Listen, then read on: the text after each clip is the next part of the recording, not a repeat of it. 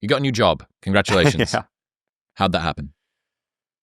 I had a lot of friends reach out to me from the administration saying that they really needed help really looking into IRS modernization. It's one of the worst managed IT projects in the government. I think maybe second only to the VA's attempt at implementing an electronic health record system. It's about $15 billion over budget. It was actually started right around the time I was born, and it's still ongoing. It's still 5 years away. It was 5 years away in 1991. It's still 5 years away. So they said they really needed somebody to look into this and see if we could fix it. So I've always wanted to do government service. It's a thing that has been important to me. I care a lot about the future of the country, especially the national debt. But I kind of assumed this would be a thing that I would do in my 50s after I'm retired. But my wife really encouraged me to give this a go. So about 6 months ago, I made the plunge, and here I am. What are you? I'm the Chief Information Officer of the Treasury Department. That's my official role. What's that mean? What's that guy do? So the Chief Information Officer in private companies, usually the CTO is the primary technical leader. In the government, it's a Chief Information Officer. Mm-hmm. It's an interesting one. I think a lot of what I've learned is tracking the history of a lot of these things can be interesting. So the Chief Information Officer really stems from, if you go way back, it stems from when it was effectively a librarian role, if you want to call it that, where the legacy of Chief Information Officer is when things were in filing cabinets. Where is the information? How do you keep track of this stuff? And it slowly evolved into what it is today. But part of the challenge that I've seen internal to government is that most of the chief information officers, at least before this administration, were non-technical. And the main reason is there's no technical standards or requirements for the role. And so you can kind of see how you get there, where when it's a librarian role, it's not, there's no requirement to really know how computers work. And if you never update the standards, you just sort of fall into the situation. Is that prescient, that not only were the systems not updated, even the job title wasn't? I think it's less the job title, it's more the qualifications for the job. Like, we have standards for being like the chief counsel of an agency. You have to be a lawyer. I think most people would think that's reasonable. We just never updated that for technology, or in government they really call it IT. That's the more common way they would describe it. Also feels like an outdated term. Yeah, for sure. How technical are you? Me? I've been a software developer for more than 10 years. In my most recent role, I was the CEO, so I didn't do as much coding. I did in the early days. I actually poked around in my GitHub account a few months ago. I've contributed about 1 million lines of production code. So I'm not the best engineer that I know, but I've done a lot of it. That sounds like a H index for engineers compared with academics. Yeah, it is definitely something that if you optimize for it, it becomes useless, because it's very easy to just like create a bunch of boilerplate code and pretend like you did it. But I'm sure it's correlated. What's your relationship with DOGE? I was originally brought in through DOGE in March. So that's when I started. I was put in at the Treasury Department with my primary focus being the IRS, which is trying to figure out how to land the plane on this IRS modernization program. What did you think you were walking into? I really didn't know. I've read a lot of things. I've heard stories from friends of mine who have been in the government in the past. Some of those things turned out to be true. Some of them turned out not to be true. I think the thing that I was really encouraged by, which is an expectation that I had coming in, is that my friends told me that this administration is willing to make changes that have never been on the table before. When it requires significant structural changes to an organization, that requires a lot of courage, that historically we've been shuffling things around, that people are willing to make those changes now. That, for the most part, has been true, which has been very exciting. I think one specific example, which when I was about when I was about a month in, I started to recognize at the IRS that we had a major problem with the technical background of the leadership team in IRS IT, which is to say, there were not enough people in leadership that knew how computers work. And that was the upstream problem of a lot of the other issues that we have. Because if you don't even know what the words are in the scope that you're responsible for, it's very hard to make good decisions. And these are not insignificant decisions. These are multi-billion-dollar technology decisions made by people who don't understand it. So this would have been in April, so really peak tax season. I made the recommendation that we put effectively the entire leadership team of IRS IT, which was about 50 people, on administrative leave, which we can get into what all these terms mean, which effectively means we're removing them from their roles. We're not firing them, but we're putting them on leave, and we're replacing them with the people who are technical enough to do the job. And that requires a lot of courage. Nothing like that had ever been done before, as far as I know. You said you had been assured that going in, people were ready for change. I have to predict that the 50 people who were put on administrative leave were probably not so keen on the changes that were being made in that regard. So It sounds good from the outside. We're ready for change. Like there's been enough that's been done. People are sick of the ossification and the slow lumbering behemoth that is internal government systems that need updating. Yeah. But that can't be everybody. And maybe it's not even most. Perhaps it's some key decision makers. So that power struggle between move fast, break things, DOGE, degens, and existing government bods that are scared they're going to lose their job. I mean, anybody that's worked in an office understands that navigating politics in the office is difficult. You are in politics. So what are the politics of politics like when it comes to that power struggle? So the specifics, the interesting thing about, we'll take the specific example. So a lot of the folks that I talked to, some of the people who we ended up putting on administrative leave, I have a lot of empathy for them because a lot of them really didn't intend to be in that role. They were put into that role.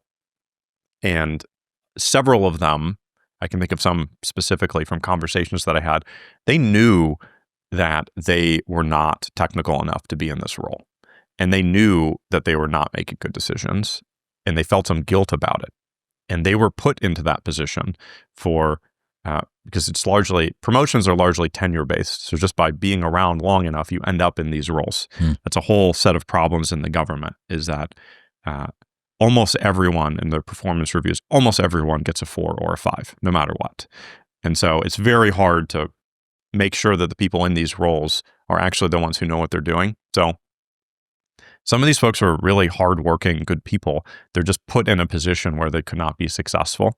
And I talked to some of them afterwards, and they're obviously not happy. They didn't lose their jobs. They're just on administrative leave so that we can shuffle things around. But it's a lot of them really understand why this is happening, and they know deep down that this is for the best. But it is uncomfortable. Just lingering on your appointment first. Yeah. What is the role that this executive order thing plays in what you do and how you arrived at this? I think the DOGE executive order sets up the ability to create the office. I was actually never, I think this is a common question, is like, what even is DOGE? And it's an office in the executive office of the presidency, the U.S. DOGE service. I've never been a part of that organization. I was brought in directly as an employee of Treasury. I get my deliverables and my instructions from the Treasury team. I coordinate a lot with the DOGE people. I think there's been a lot of court documents that describe me as DOGE affiliated. So you're DOGE adjacent. DOGE adjacent. Yeah. So like alt DOGE. Yeah. It's like whatever these definitions are, it's kind of amorphous.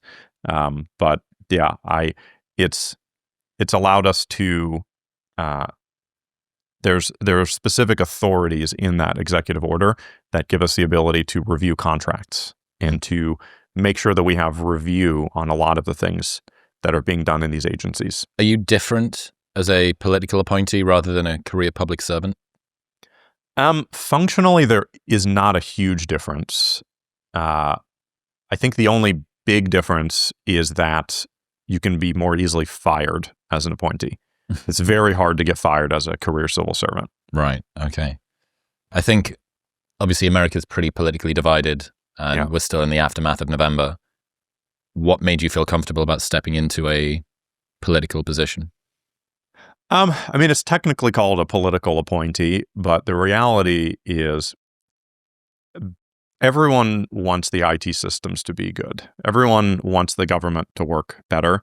I did a news thing with Secretary Bessent a while ago, and there was some concern that I had that there would be negative repercussions from that. But I was surprised that really in a bipartisan way, people that I know on any side of the spectrum were just really glad that somebody who knows what they're doing is trying to fix the stuff. So I think it depends a lot on what it is that you're doing. In my case, I'm really just there to fix the computers.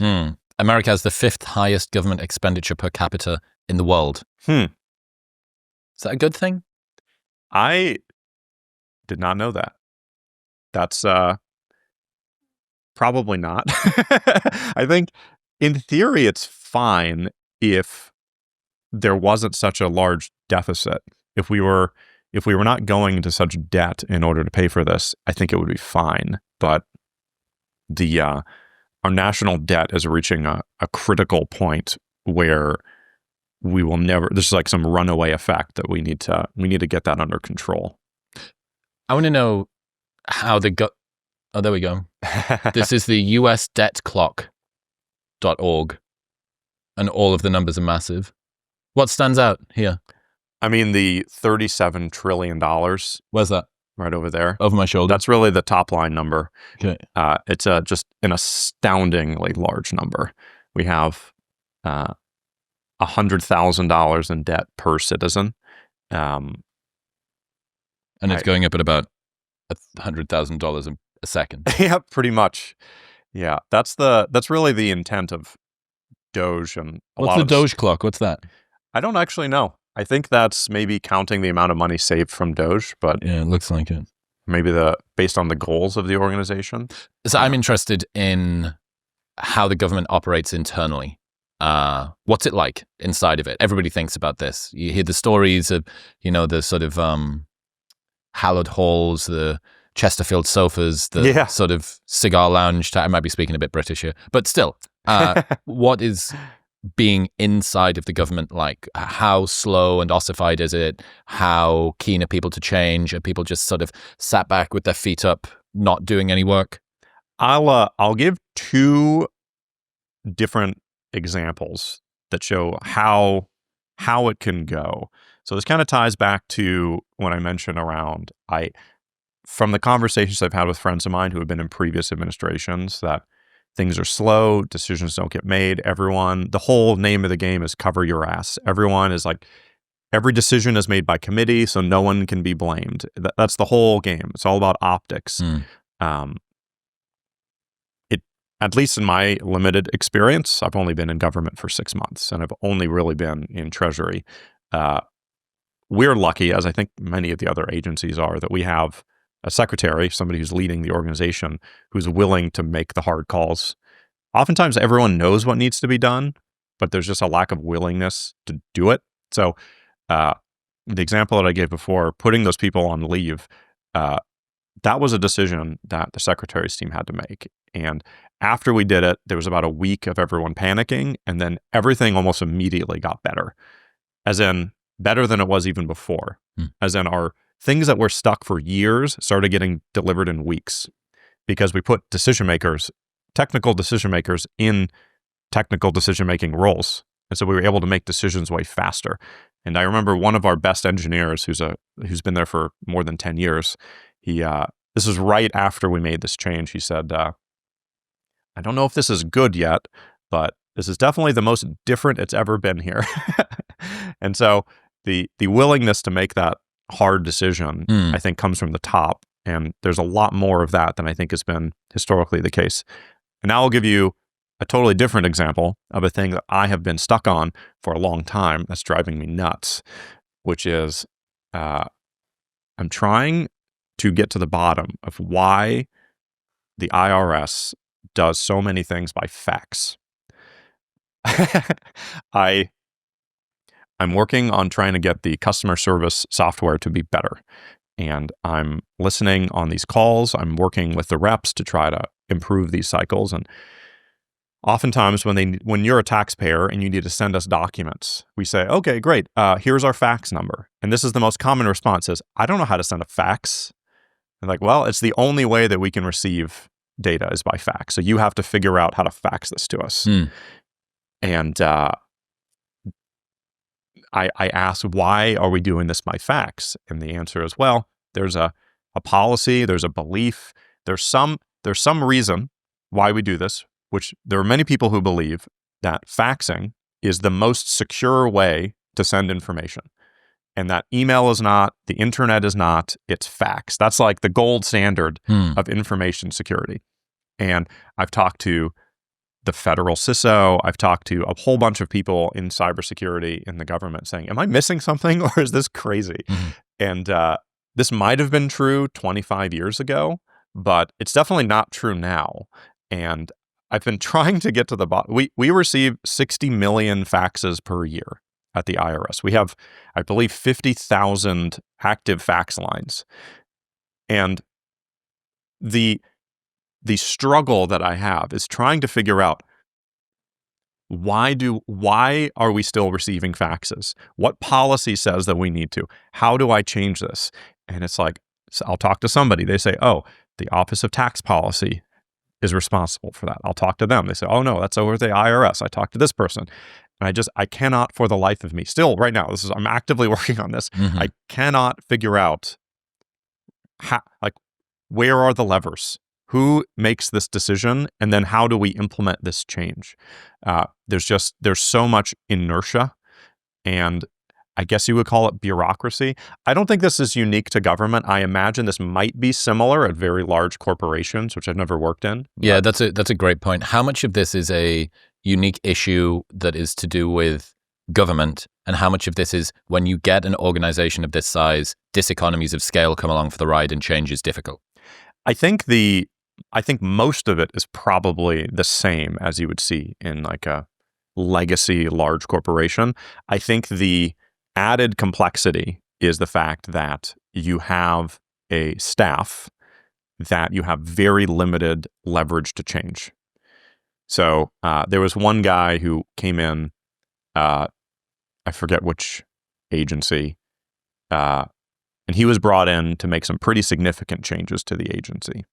And he asked me, like, all right, so how do I do this? Like, in my experience, he's been the CEO before of a company. In my experience, you come in, you find the good people, you find the bad people, you fire all the bad ones, and you promote all the good ones. And I said, okay, well, you're going to have to figure out how to do this without any of those things because you can't fire the people who are not good. You just can't. It's not. Why? Well, this is a whole long conversation about civil service and what it means. There is a reason why it exists, and we have to go back to like 1880 to explain why this exists. And it exists for reasons that make sense. We may be at a point where we've over-indexed, but back in the day, this would have been like Andrew Jackson era, they used to call it the spoils system, where when your party would win an election, you would fire basically the whole government and you would install all of your buddies. And there was a lack of continuity. So like major government functions would just stop working because we have these new people in who don't know how any of these things work. They would make a whole bunch of money and then they would leave when they lose the next election. So this is not good. So the civil service reforms, I think it was like 1883, they created this concept of like a permanent civil service where there's some class of people who are apolitical, who you cannot just willy-nilly fire all these people just because you won an election. They have certain protections, which I think is generally a good thing because you do get continuity of service for these functions. It is now the case that I think there's roughly a couple million people who are civil servants, and you have something like 4,000 appointees. So we might have too many people that have these sorts of protections. And in theory, you can fire them, but there's a whole process to doing so. They have to get a poor performance review, I think 3 times in a row. It's multiple times in a row. And they're spaced out pretty significantly. If you ever give somebody a poor performance review, the unions come after you, and it's like 10 times more work to deal with it. And so a lot of people just give everyone a 5 and just like move on. So the most common way that I've heard from inside of government, people have been there for a long time, the most common way to get a poor performer off your team is to promote them. Yeah. This is absolutely ubiquitous. Like everyone does this. You pass the parcel up. Yeah. Just like give them a promotion, move them to another team, and we can keep this. There are some people who are really diligent about doing performance reviews and keeping quality teams, but they are few and far between. I think a lot of people assume that government employees are lazy or incompetent. What's been your experience with that? What's the proportion of people who are fit for purpose and not? I think there are some people who are really excellent. Most of my exposure has been at the IRS. When I came in, we had about 8,500 people in the CIO's office, which is the product design engineering, but ostensibly it's mostly engineering. I interviewed a lot of people. We have, from the folks that I talked to, at least a couple hundred good engineers. There might be more, but from the people I've talked to, at least a couple hundred. There are a lot of people who they don't pass the "what would you say you do here" test. You ask very basic questions about their role, and they can't even answer the simplest questions. Like if your job is you are the engineer responsible for data integrity, and I ask you a basic question of like, okay, so how does data go from here to here? And they go, oh, I don't know. We should ask so-and-so. It's like, okay, is that just your answer for everything? Like what do you actually do other than set up meetings? There's a really good book. Do you ever read the book Bullshit Jobs? No, but I have an idea about what it is. Yeah, there's a lot of that. And because you can't really fire these people, because you can't really give them negative performance reviews, they're just sort of there. As like maybe a data point, at most software companies that I've worked at or had exposure to, the ratio of engineers to non-engineers within like a product design engineering function is something like 5 engineers to every 1 non-engineer. Or if you're like a really tech-heavy company, it might be 10 to 1. We're basically the inverse of that. It's like 1 to 10. There are so many people whose job it is to like manage managers of managers of contracts of managers.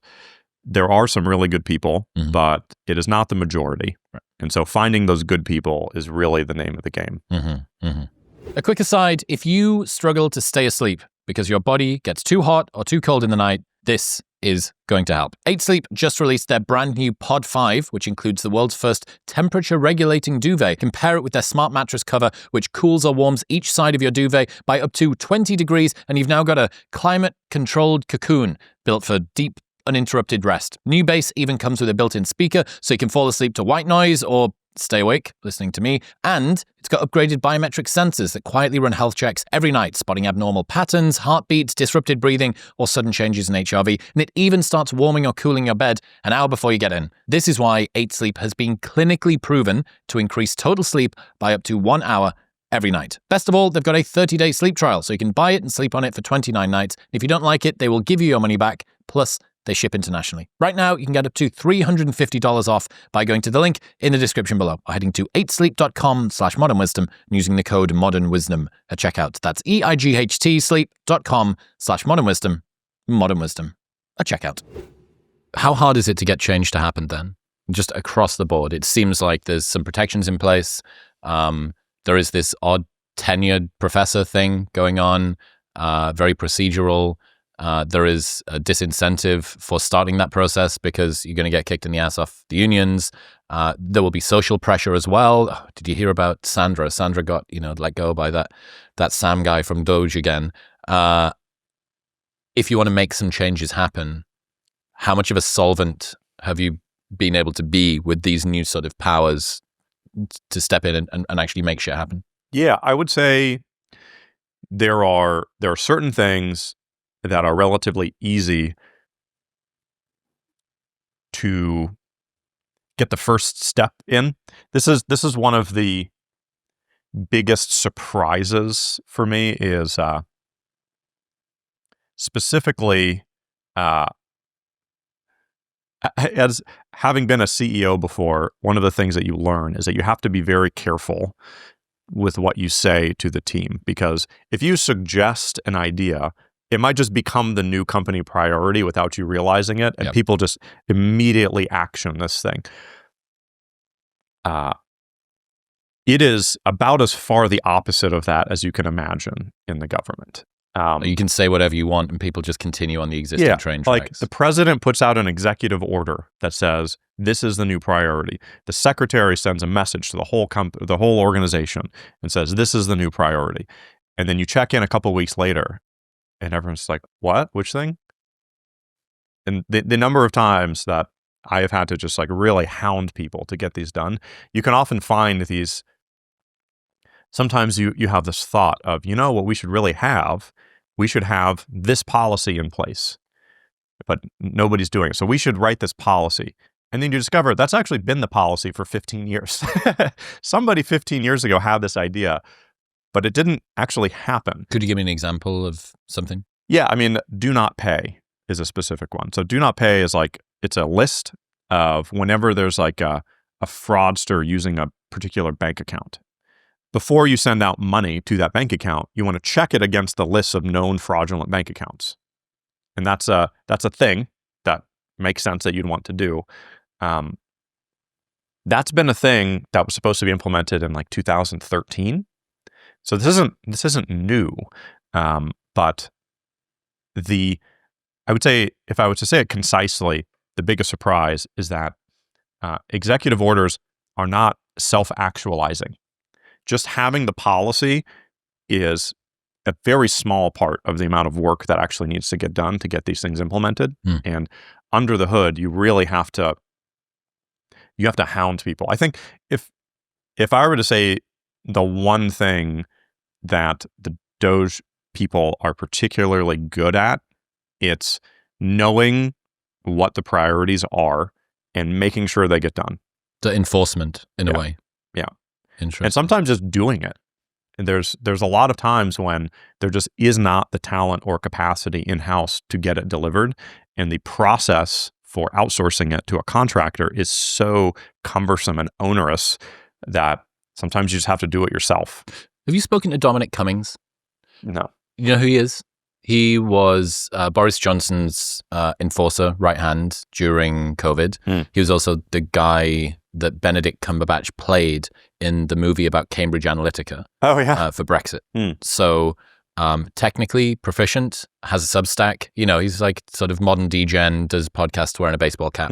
Anyway, I think it'd be interesting for you to speak to him. Sure. So I'll intro you. But he famously brought up a bunch of stories. I'm going to just give you a few that will maybe make you feel a little bit less bad about your situation. One was during COVID, there was no way to keep the figures centralized. So they were written on pieces of paper and then he would write them on a whiteboard. And Boris apparently was just shooting from the hip based on what newspapers were put in front of him that day. And that was where the policies came from. There was a need to find a way to have cloud document storage that people could live work on at the same time, but they didn't know if Google Docs was sufficiently secure, or the same for Microsoft Teams and stuff like that. So they engaged a consultant company who I think spent multiple years and multiple millions of pounds to tell them that we need to do it. We'll bootstrap it ourselves. Most impressively, up until 2020, a good chunk of the NHS was still run on Windows XP, and there was a special ransomware virus, WannaCry or something else, that got released that affected like 1% of NHS, and tens of thousands of patient data went. Pagers and fax machines still quite heavily used. The rail system in the UK still famously uses fax machines, and can't really explain why or how that gets unwound. So I guess it's not just you. We do have a much older country, so perhaps we have a little bit more of an excuse than you do. But when it comes to building tech inside of government, does government do that? What does building software and tech inside of government look like? Yeah.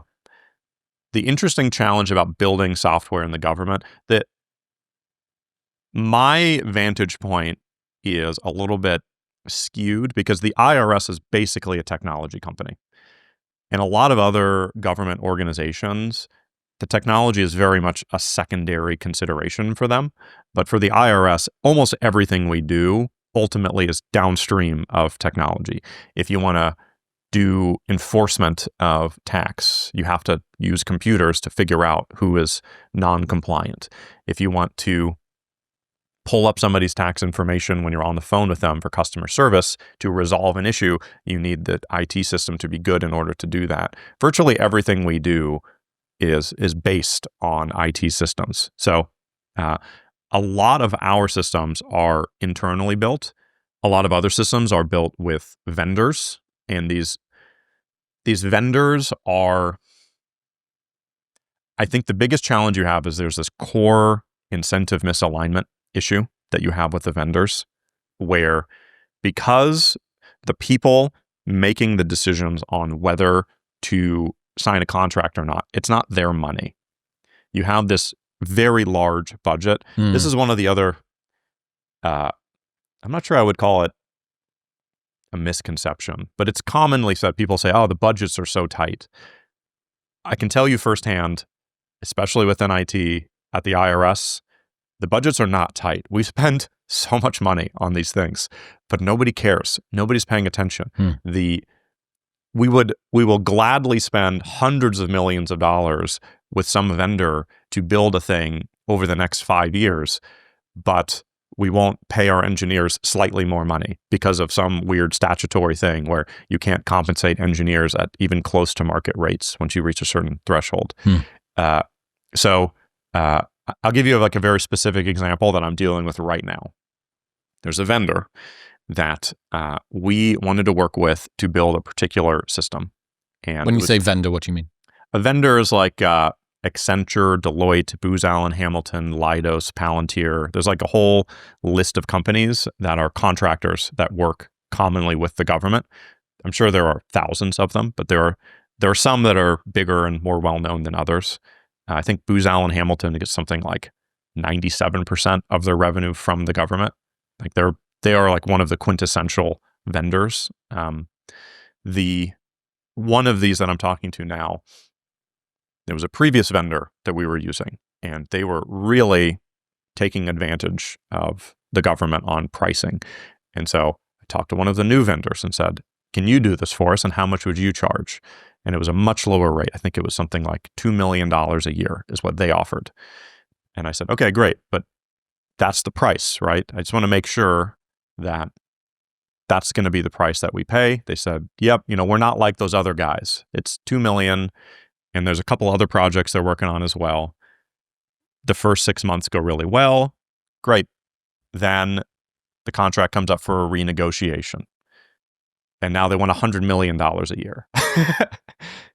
And I'm asking them, I thought we talked about $2 million for this, $250,000 for that.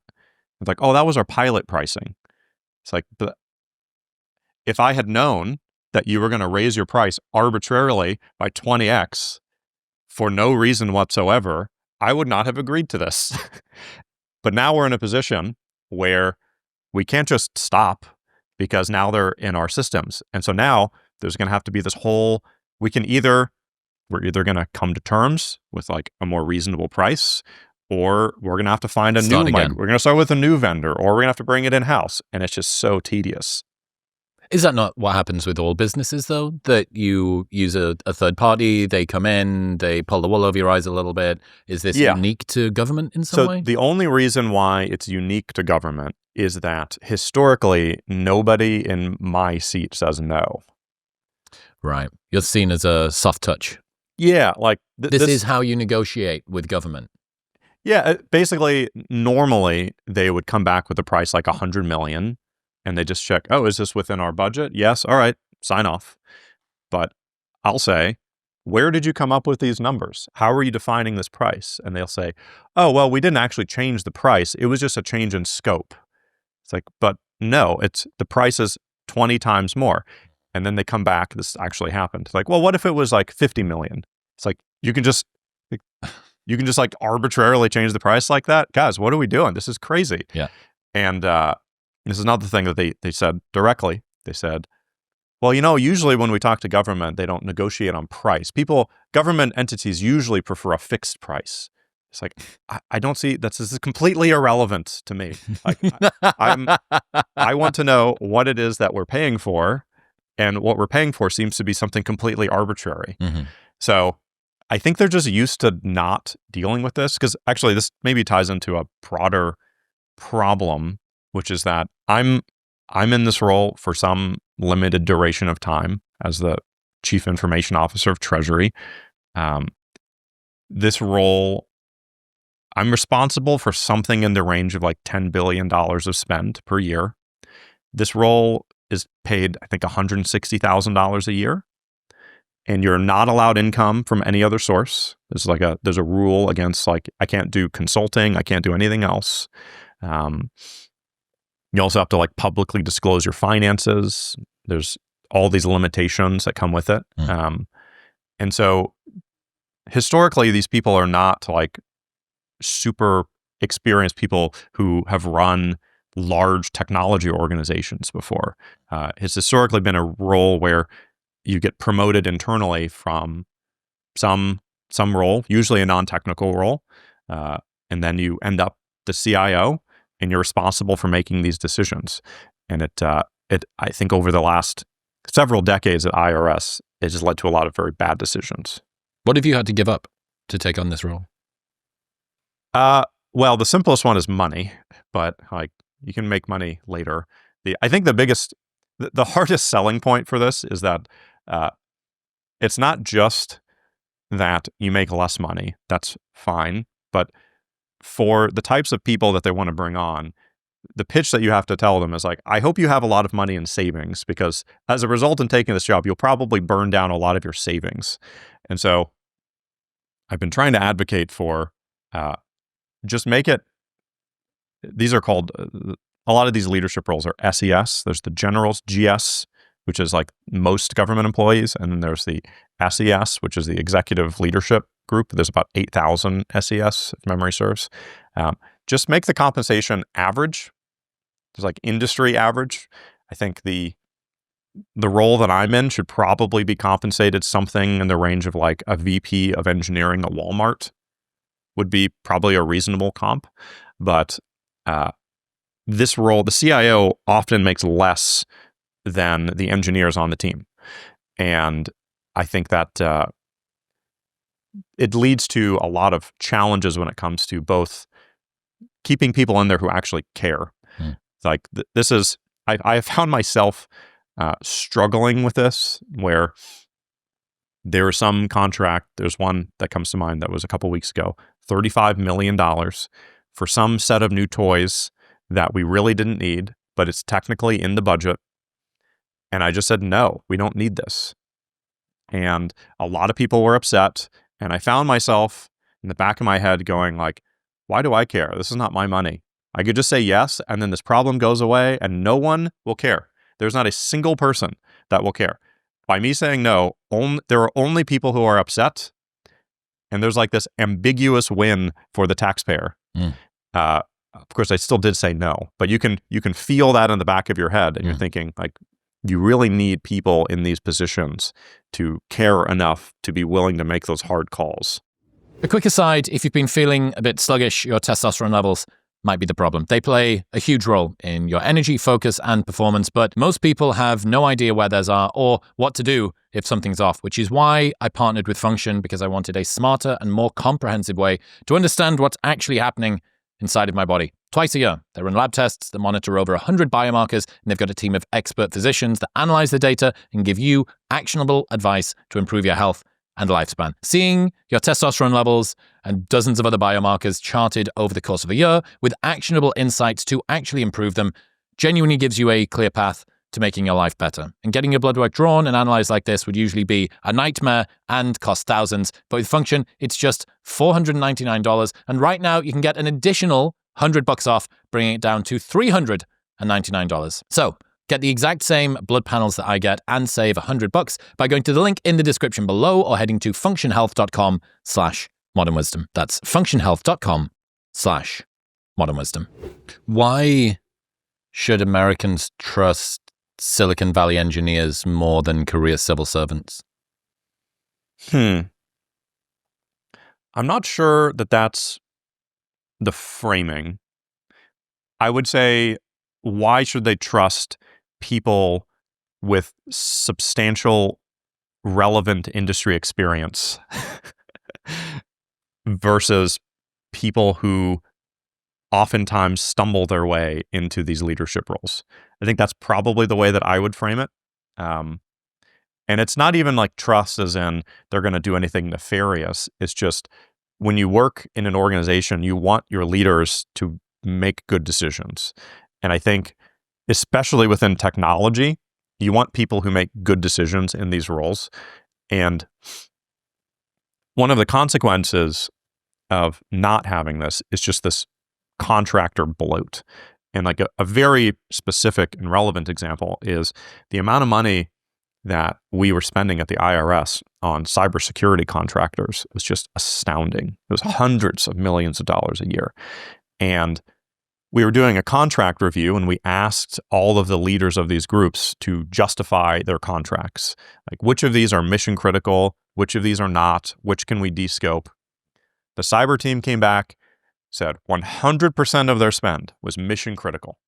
Not a single thing could be changed.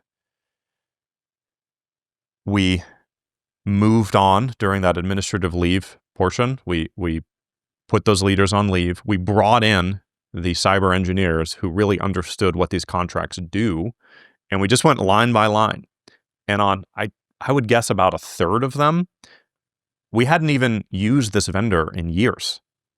And we were still paying them $10, $20, $30 million a year, and just nobody cares.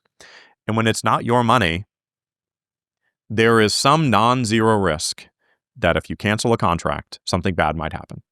And there is zero benefit of canceling it for you at all. There's zero benefit. You can just ask for more money and you will probably get it. And then that's it.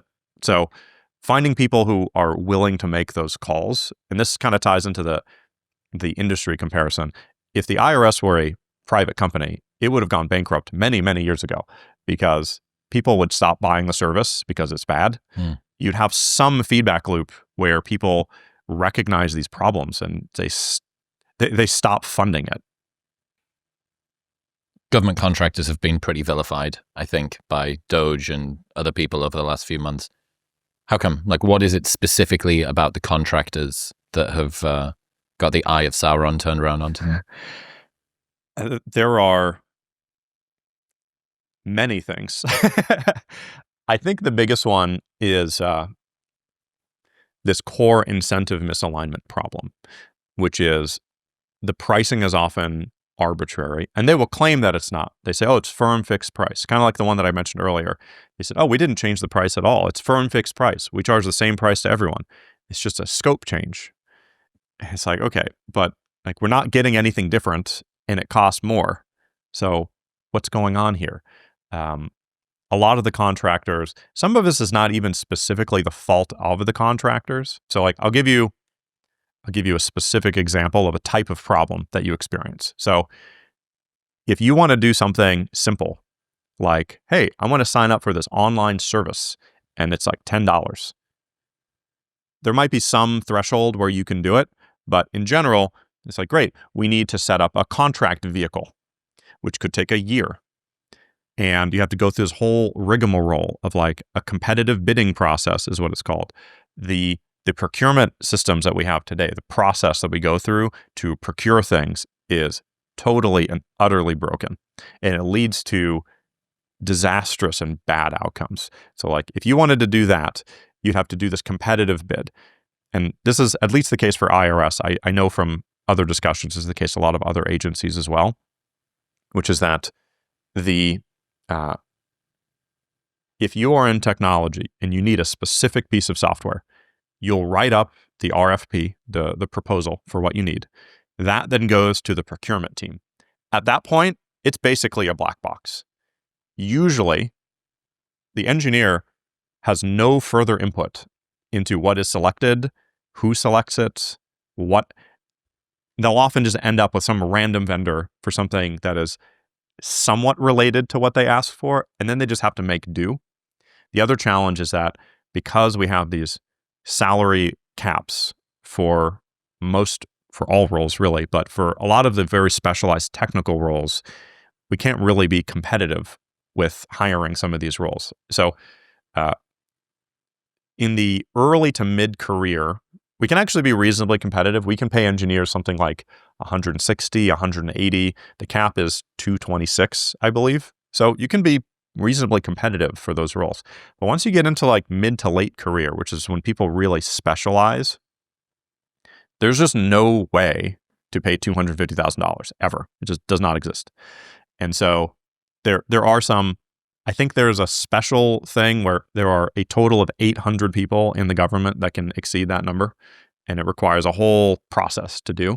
But the only way you can hire that 250,000 person, the way that you would do it is you would hire some contractor, one of these large entities that I mentioned before. You pay them $500,000 to funnel $250,000 to the person that you actually wanted to hire. And they'll arbitrage off the top. And then they'll arbitrage off the top, and this whole system incentivizes those kinds of things. How important is getting above 225 for the sort of technical talent that you need to run the government? Well, this is the interesting thing is that for the most part you don't, but there are some that are crucially important. The IRS, as I mentioned, when I arrived, had about 8,500 people in IT. It's now about 6,000 plus another, I think, 6,500 contractors. Yep. And so the numbers are often misleading, and it's hard to really get a handle on who is doing what and how many people are there. There are maybe 100 of those roles in total where you would really like to be able to pay up to maybe $300,000. And it would make such an impact on the organization to be able to retain your really technical, high context people that are there already, and to be able to bring in people who have a lot of experience with this stuff. If you fix the contractor problem, what would improve? Well, I'll give you another specific example of like the contract, the procurement process generally is we have this big initiative for to eliminate paper processing at the IRS. We spend something ballpark with like labor and all this stuff, ballpark $500 million a year on paper processing.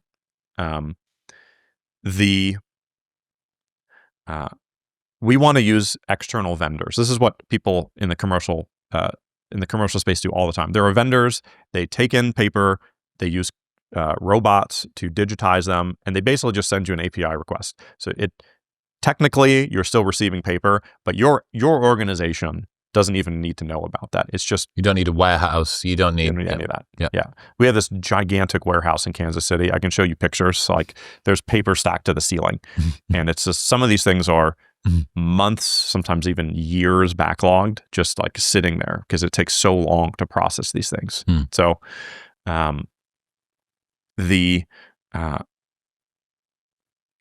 when I first started, I said, this is really obvious. It's way less expensive to use the vendor. It scales way better.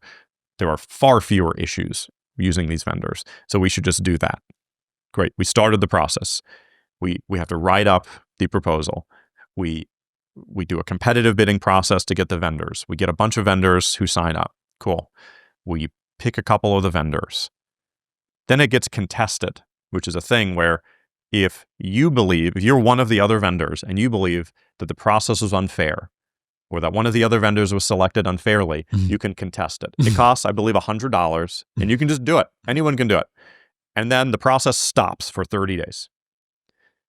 And then there was some situation we had to recompete it, which then takes another, 30, 60 days. Then you have to do a new analysis. Then it gets contested again. And then it's just like, we started this process of zero paper in April. We don't even have the contract awarded yet to start on the project. And this costs us more than $1 million a day that we don't have this implemented, and nobody cares because we just have to follow the process. Because if you don't, it can get overturned and it can get contested. And it's just like it's maddening. Well, it's $1 million a day. And I'm trying to make this point. We need this done. We need to start. I don't care which vendors we use. We need to start moving on this project. And it's like, well, we have to wait for another 30 days before we can do anything because of this rule. And then, but you can also see how this exists for a reason, which is you don't want people to just choose their buddy's company, right? I'm sure some checks and balances. You need some checks and balances. And you can kind of see how you got here, which is I'm sure there was a time when as soon as people got into government, they just like traded favors with all the people in the past, or they traded future favors of like, hey, company X, I'm going to get you all these contracts. And then as soon as I leave government, you're going to give me this cushy job. So you need some checks and balances there.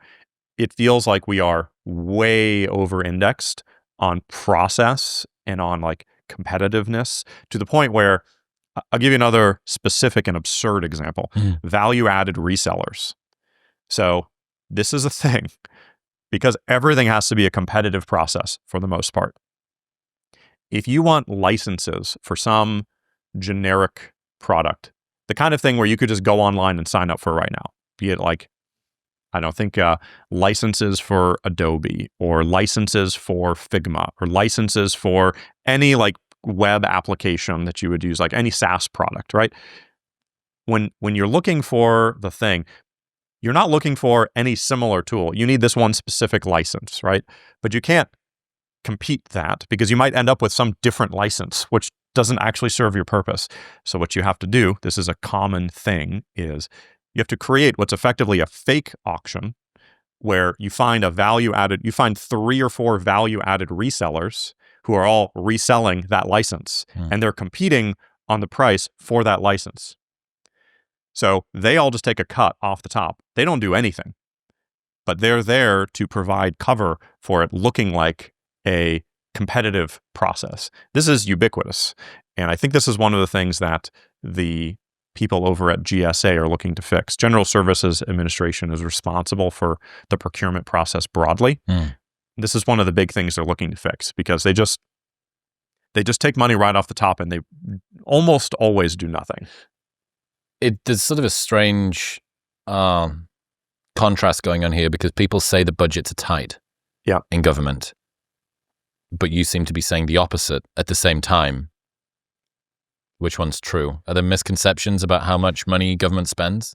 I think if I'm gonna steel man the way that like when people are in the government and they say that budgets are tight, I think probably the fairest way to describe it is they're saying that for the things that are important that we want to spend money on, we are not allowed to. I think that's probably the fairest way to describe it. It's not that there's a lack of money overall, Like the overall budget, the overall budgets are astoundingly large.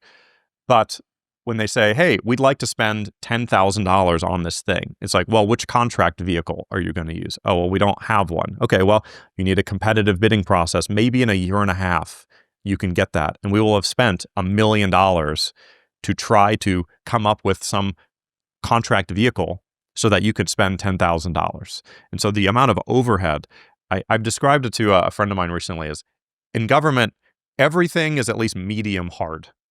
There is no like, just go, oh yeah, that's simple. Just go, you can handle that.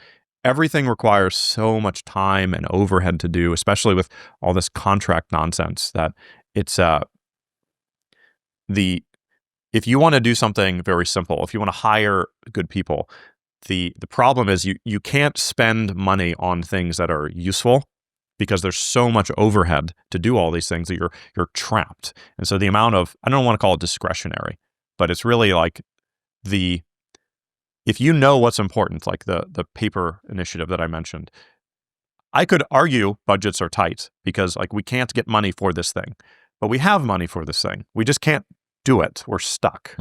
So legislation is tight, budgets are wide. You could say that, or you could say the rules are tight. The rules are cumbersome and onerous because most of the stuff it's called FAR, Federal Acquisitions Regulation, I think is what it stands for. I don't think hardly any of that involves legislation. It's just like compounded rulemaking from GSA and other groups that just make it really hard to do these things. When it comes to the big spend in government, how much of this is negligence, fraud, incompetence, waste? Like, how culpable is anybody here? Because it sounds like everyone has plausible deniability.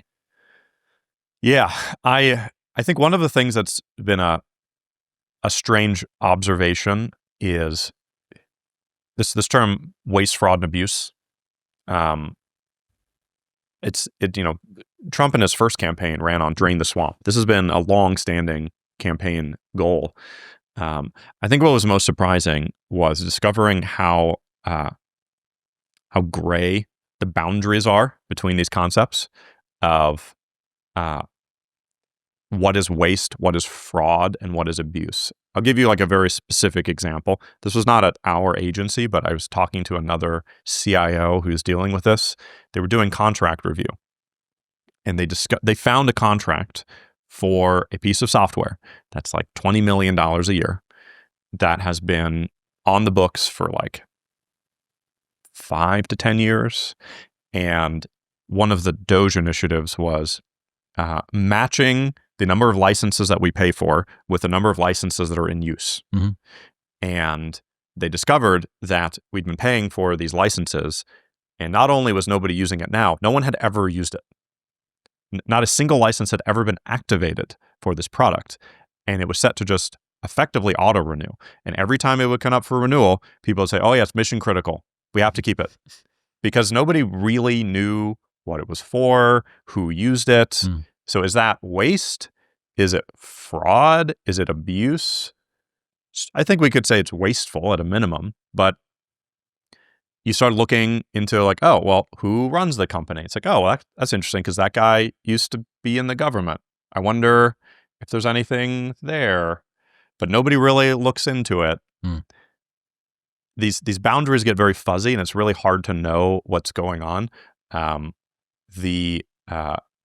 would say in terms of like abuse as well, this ties into some of the other procurement problems. Like there's this whole program within the Small Business Administration that has some requirements on how many of your contracts go to small businesses. And it's the 8A program. And there's something called the Small Disadvantaged Businesses. And frankly, it's just a huge scam. If you give a contract to a small disadvantaged business, you can basically skip the whole procurement process. You can skip the competitive bidding process. You can pick the vendor that you want. It's like you get the fast lane, but it's capped. For some of these groups, it's capped at $25 million. So this is one of the things when I was doing contract review, and you see all these things like 24.9 million, 24.9 million, 24.9 million. You're like, okay, something's going on here, and you can skip it. And these contractors or this workaround, they will often take 10, 20, sometimes 50% off the top of a contract to do actually nothing. On the books, they're supposed to do 51% of the work, is what it says. But they never do 51% of the work. I shouldn't say never. Almost never. I have yet to find an example, having looked Good for caveating. this, I have yet to find an example where they do any of the work, really, and they just funnel money. I think when I was talking to somebody who's investigating this, they estimate that this might be as much as $80 billion a year in just graft. Yeah, my estimate puts it at about $30 billion. We'll get back to talking in 1 minute, but first, Momentous make the highest quality supplements on the planet, and I have fallen in love with their whey protein powder. It is grass-fed, and each batch is exclusively sourced from EU dairy farmers whose cows are free of hormones, steroids, and all of the other junk. So if you have been struggling to hit your protein goals, which, let's face it, is everybody, Momentous's grass-fed whey is a super convenient way to get extra protein into your diet, lean muscle mass, muscle growth, supports recovery, post-exercise, etc. But it's also NSF certified for sport, meaning that even Olympians can use it, and there is a 30-day money-back guarantee. So you can buy either or both of these, try them, and if you don't like it for any reason, you will get your money back.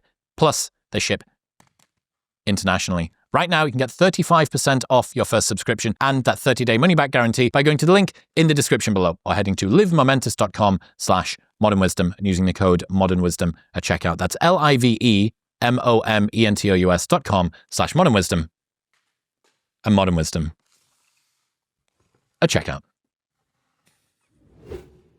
A increasingly large group of people are getting increasingly rich off of this. Yeah, that's right. How's that feel from the inside? And how's that feel as an American? I would say from the inside, it's obviously very frustrating. I think it's, in some ways, being in the role that I'm in, I feel encouraged because you can see how to fix it. Look at these big glaring problems. Yeah, it's both concerning and encouraging at the same time, because you can see how bad it is, but also you have such an impact on being able to change these because you have the willingness and the authority to do it. And you can have, $10, $100 million swings with very little effort because people just haven't really looked at these things before. So I think the biggest surprise to me has been, for so many of these things, just the scale of how problematic a lot of these contracts are. I think everyone kind of knows that the government is inefficient, and that's kind of okay. We all know that, but we all think these things might be 2x or 3x inefficient, but you find examples where things are 100x, 1,000x beyond what you pay in the commercial sector, and it's just there's just no excuse for it. It's crazy. Is there anything in addition to the technical talent problem that's contributing to dysfunction of IT systems in the government? I think upstream of all of these things is leadership. And I would separate out call it political leadership from administration to administration, and much more the career civil servant leadership. There are some examples of entities that are within my purview that are pretty well run. FinCEN, which does a lot of international finance investigations. They have their CIO, Amy Taylor, who's technical. She's been there for a long time, and she runs a tight ship. And you can see downstream of good leadership tends to lead to good teams. They tend to have technical talent. And you see some of these organizations that have had, like Tim Gribbins over at Bureau of the Fiscal Service. He's been running that for 6 years. It's had stable leadership. He is very intentional about who's on his team. They do performance management. They take it seriously, and they have a pretty good team. So if you have good leadership, things like what is the technical talent of the people on the ground tends to work itself out. because the people at the top care enough to follow through on ensuring that you have that. They continue to find people until they get the right technical talent. Yep. Yeah, it's a rule of business that A-grade players hire Yes. A-grade players, but B-grade players hire C and D-grade players. That's right. And so many of these things, so at the IRS, which is, to be blunt, has had poor technical leadership for roughly 40 years. It's just this compounding issue. So we at the IRS, the policy for a long time has been, we don't do technical interviews. We just do resume review. So if you were to apply and you just wrote the word Java on your resume, we will just assume that you know how to do this. And so this is sort of a joke, but it's not really a joke. Somebody told me, they said, historically, if you want to hire a good engineer, you have to hire 5 because you just don't know what you're going to get. So if you need 5 engineers, you got to put out 30 roles to find 5 or 6 good people. Because the hiring process is not sufficiently scrutinous. Yeah. And this, I'll give you, again, this is a thing that I'm dealing with right now. Yeah, Because I'm loving the examples. Yeah. It sounds, sort of very conceptual and fluffy until you bring it into land with real stories. Totally. And this is the benefit of just being in the weeds, trying to solve these problems. Cold face. Yeah. The specific thing I'm working through right now is we're in the process of recomposing the engineering org in the IRS, which is we have too many people within the engineering function who are not engineers. And where they end up, I think it's going to be in chief operating officer, some of them in product and design. It doesn't really matter, but I have a memo that I'm still drafting that I'm probably going to publish at some point. The memo is titled "Engineering is for Engineers." And it argues that if you're in engineering, you should be an engineer. And if you are not an engineer, you should not be in engineering. Anyone from the private sector would view that as a tautology, because why would you ever have somebody who's not an engineer in engineering? But in government, this is going to be very controversial because most people in these roles are not engineers. So the goal is, let's find who our engineers are. Let's move the people who are not into some other function. And then we're going to bring in more engineers. I think we currently have 100 engineering roles open right now at the IRS, which if anyone listening wants to apply, it's at USA Jobs. That's the website. We have 100 roles open. The challenge, though, and I'll just walk you through the process why this is such a problem. At the IRS, we have 6 job openings, right? And as a point of comparison, if you wanted to hire somebody, you would write up the job description. This is what you do. You post it, you interview those people, you decide if you want them, you hire them, or you don't hire them. It's not like that here. So let's say you want an engineer who specifically does this one thing. Well, you send it to the HR team. They decide if it matches one of the existing, they call them PDs, position descriptions, I think. If it matches one of the existing approved PDs, which in the case of our current hiring pipeline, many of them did not. And so they ended up getting posted with some fairly generic thing. But by the time you've written the position description, the engineers are no longer in the loop on this process. So it gets handed off to a mid-level person in HR. They decide if your job description is accurate or not. They then post it. You get a bunch of people apply. The mid-level in HR decides whether that person is qualified. The engineer is not in this loop at all, by the way. Yeah, the HR person does not have technical capability. They can't assess whether or not this person can actually write in Java or whatever. They just look at a resume. They make the determination. Is this person qualified for this role? And then eventually, this person, the engineer, will finally get like a packet of PDFs to review. It's like, here's 10 people that we think are qualified for this role. And they don't get to see the people coming into the pipeline. They don't get any of the stuff. I'm currently in the process of trying to figure out, is this a law that says that the engineers are not allowed in this process? Is it just fiefdom building, where somebody is trying to just exclude them so that they have a role that can't be disintermediated. How do we get the people who are the hiring manager, the engineers, the engineering leaders who need more engineers? How do we get them back in the process of actually hiring our engineers? I'm actively working on this right now. I'm working with the Office of Personnel Management to try to figure out what the issue is there. I'm working with IRS HR to try to figure out what the issue is there. And this kind of ties into the other set of problems that I've found. One thing that is fairly unique about what's happening right now is the amount of collaboration between agencies is probably the highest it's ever been. So when you have an issue with the Office of Personnel Management, I can just call, and I know legal counsel there, and I can call them and I can say, this is what we're seeing. Is this an OPM policy or not? He'll look into it. He'll get back to me. Usually these things are done in such information silos that that sort of collaboration never happens. The people at OPM might say, oh, it's not my problem. That's a Treasury problem. So they'll just ignore it. But there's a level of collaboration and mission orientation to get these problems solved that's probably the biggest difference from what we're seeing now from what's been the case in the past that I think really is leading to a lot of these changes. DOGE became famous for hiring young people. Yeah. Infants, some are accused. Why is the federal government behind the private sector typically when it comes to hiring young people? Yeah, I think the biggest reason is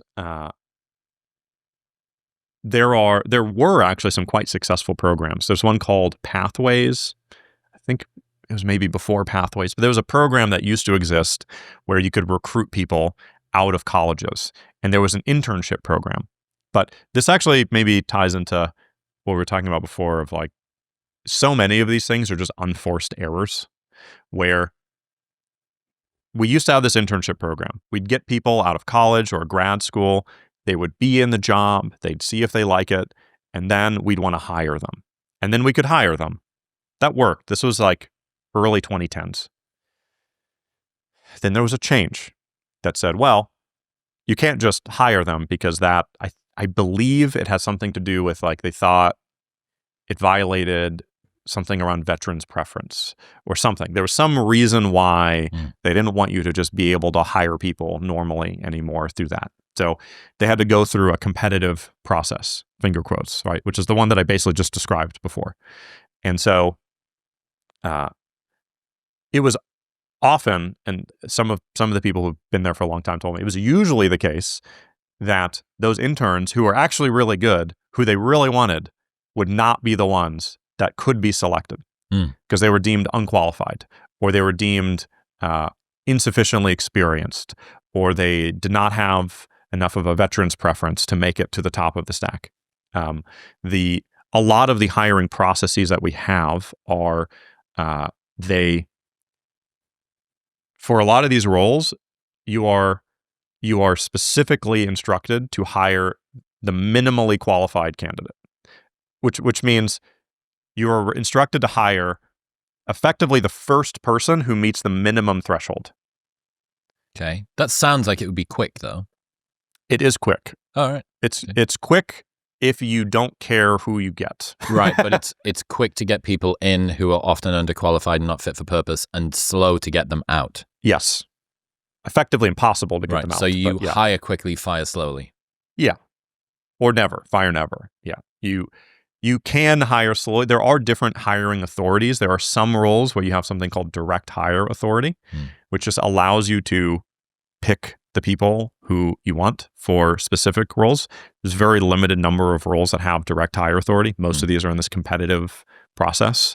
And the competitive process often means that you will end up with candidates that are not the ones that you want. You are painting a picture that is almost exactly what I thought it was going to be. Oh, yeah. As a immigrant foreigner who doesn't really pay much attention or care about what goes on inside of the US government, this is precisely what I thought it would be. Yeah. It is ossified, right? It's big, it's inefficient, and I have to assume that it is causing even well-meaning people who really want to try and make change to sort of regress back to the mean of government. So even the high agency, upwardly mobile, talented people that want to drive things forward learn over time that their efforts are kind of wasted. And actually, when they do try and move things forward, they rock the boat so much they're probably disincentivized from doing that too. So change is highly pushed back against. Yeah, and I would say there's the, call it 100 or 200 people that I've really come to rely on at the IRS. Out of 12,000, 13,000, yeah, including contractors. Yeah. They're really quite good. And I've had conversations with them about, like, why are you still here? Because if I was in their position, I don't think I would have lasted 3 months. And every one of them has said, like, oh, believe me, I've thought about leaving. But several of them have said, I care enough about the mission. I recognize that if I left, very bad things would happen. And they have the sense of responsibility. And that's why they're still here. And I really admire that. And I'm glad that they're still there. I would not be able to do this if they weren't there. What's the federal government missing that the private sector isn't? Is it competition, incentives, accountability? I think there's one thing that it is always missing and will always miss, and this is just I would describe it as an assumption that you have to make when you're thinking about designing any system, and it's kind of how we got here to begin with, which is there is no feedback loop when it's the government. It's kind of like why FDR was so opposed to public sector unions, is because in the private sector, you can unionize, but if you demand too much from the company, eventually the company will just die. But the government won't. You can just demand more. You can just work less. There is no counterbalance to the unions in the public sector. You can just always say yes and nothing happens. The debt just gets larger. The amount of money just goes up. And there is no force that pushes against it. So the assumption that you always have to make, and why we end up with so many of these rules around personnel, around contracts, is that there is no natural incentive structure that prevents government from doing bad things. I think it doesn't surprise me that this is the sort of challenge that people are facing. But also, only 16% of Americans trust the federal government. That was some Pew study from 2023, I think. Is that surprising to you, given that what you've seen from the inside? I don't know what trusting the government means, but you would trust somebody to look after your dog.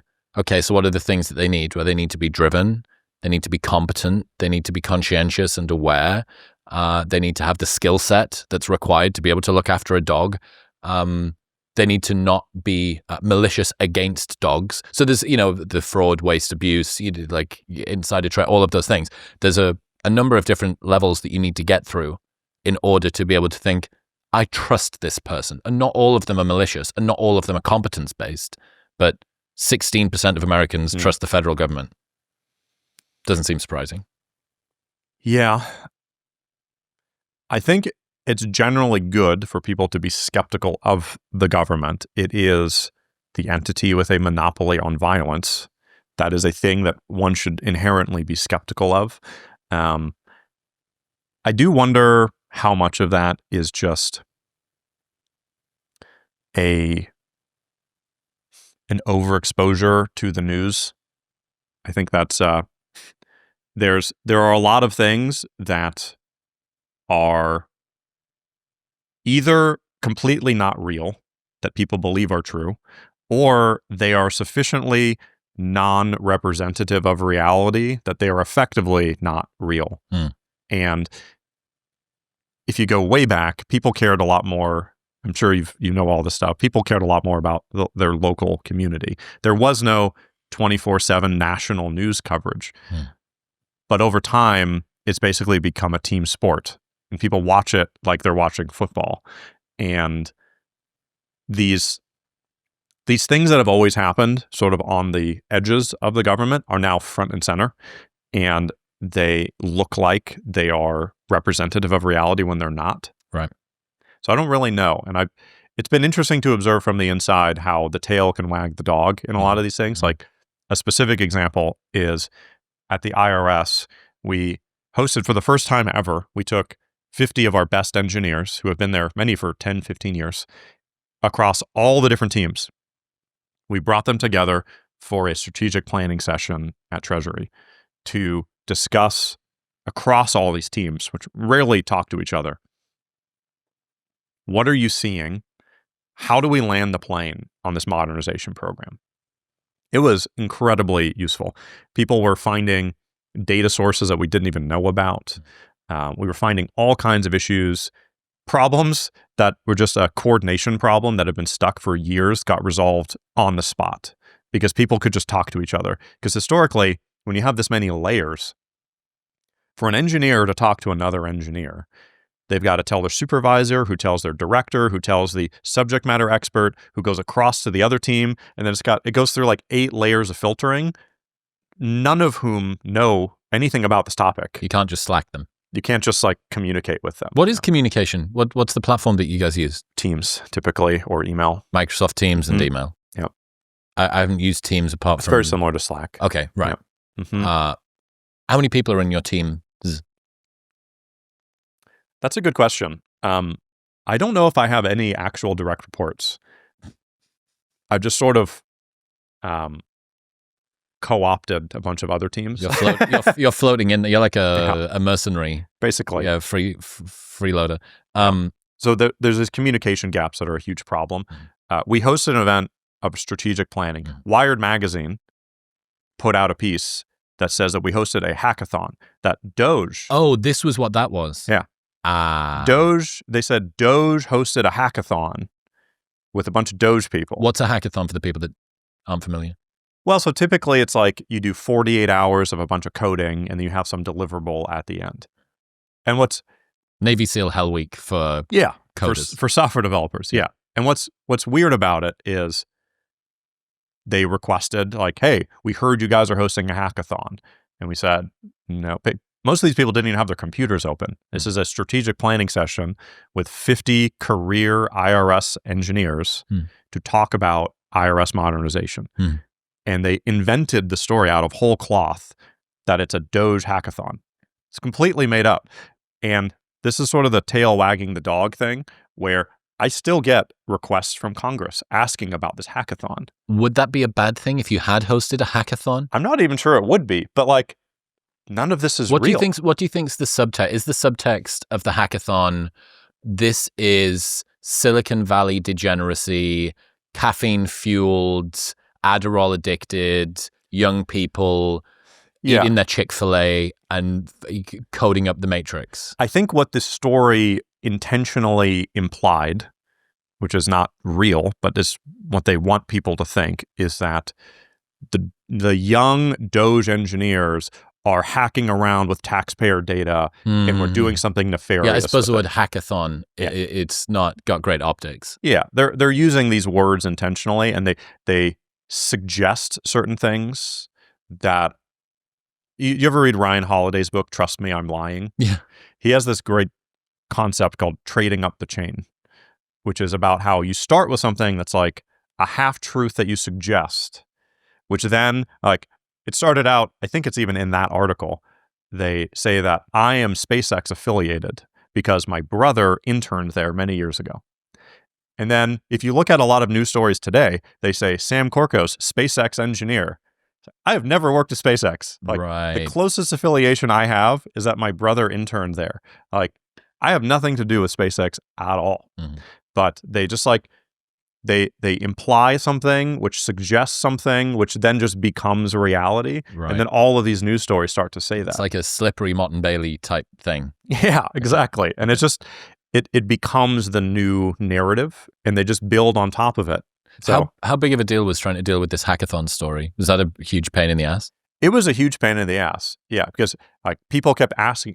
This is the tail wagging the dog thing, right? I started getting emails from IRS engineers saying, "Hey, can I join the next hackathon?"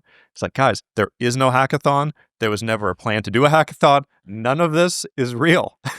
And it's just like I have enough to do I know already. I don't need to be, pushing back. That is fake news. It's 100% fake. Fake news. In other news, if you thought that lemonade couldn't get better, it just did. Element has taken the classic taste of lemonade and actually made it useful and functional, giving your body back the sodium, potassium, and magnesium it actually loses when you sweat. No sugar, no junk, just the stuff that works. And that's why I'm such a huge fan. That was horrendous. You're nowhere near me. Lemonade in an ice-cold glass of water, okay, that was better. Hits different. And they back it with the best policy for money back that I've ever seen. No questions asked, unlimited duration. If you don't like it, they will give you your money back and you don't even need to return the box. That's how confident they are that you'll love it. I keep harping on about it because it genuinely makes a difference. When I use it, I feel the difference. And proper hydration is not just about drinking enough water. It's about having the electrolytes to allow your body to use those fluids. And they offer free shipping within the US. Plus, right now you can get a free sample pack of Element's most popular flavors with your first purchase and that money back guarantee by going to the link in the description below or heading to drinklmnt.com/modernwisdom. That's drinklmnt.com/modernwisdom. Right in the face. Yeah. You thought you could hide back there, didn't you? No. I see you, man. Obviously, a lot of people associate DOGE with Elon. Elon left recently. Yeah. How big of an impact? Well, actually, even before that, how much of a driving force was Elon in DOGE? In the stuff that I was doing, not a lot.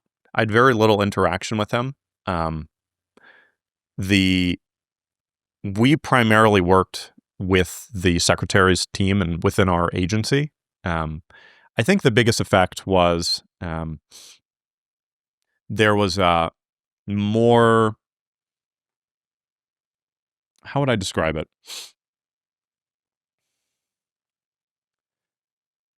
I think the biggest impact was when there was the initial blow up, there was a week of real uncertainty on what it all meant.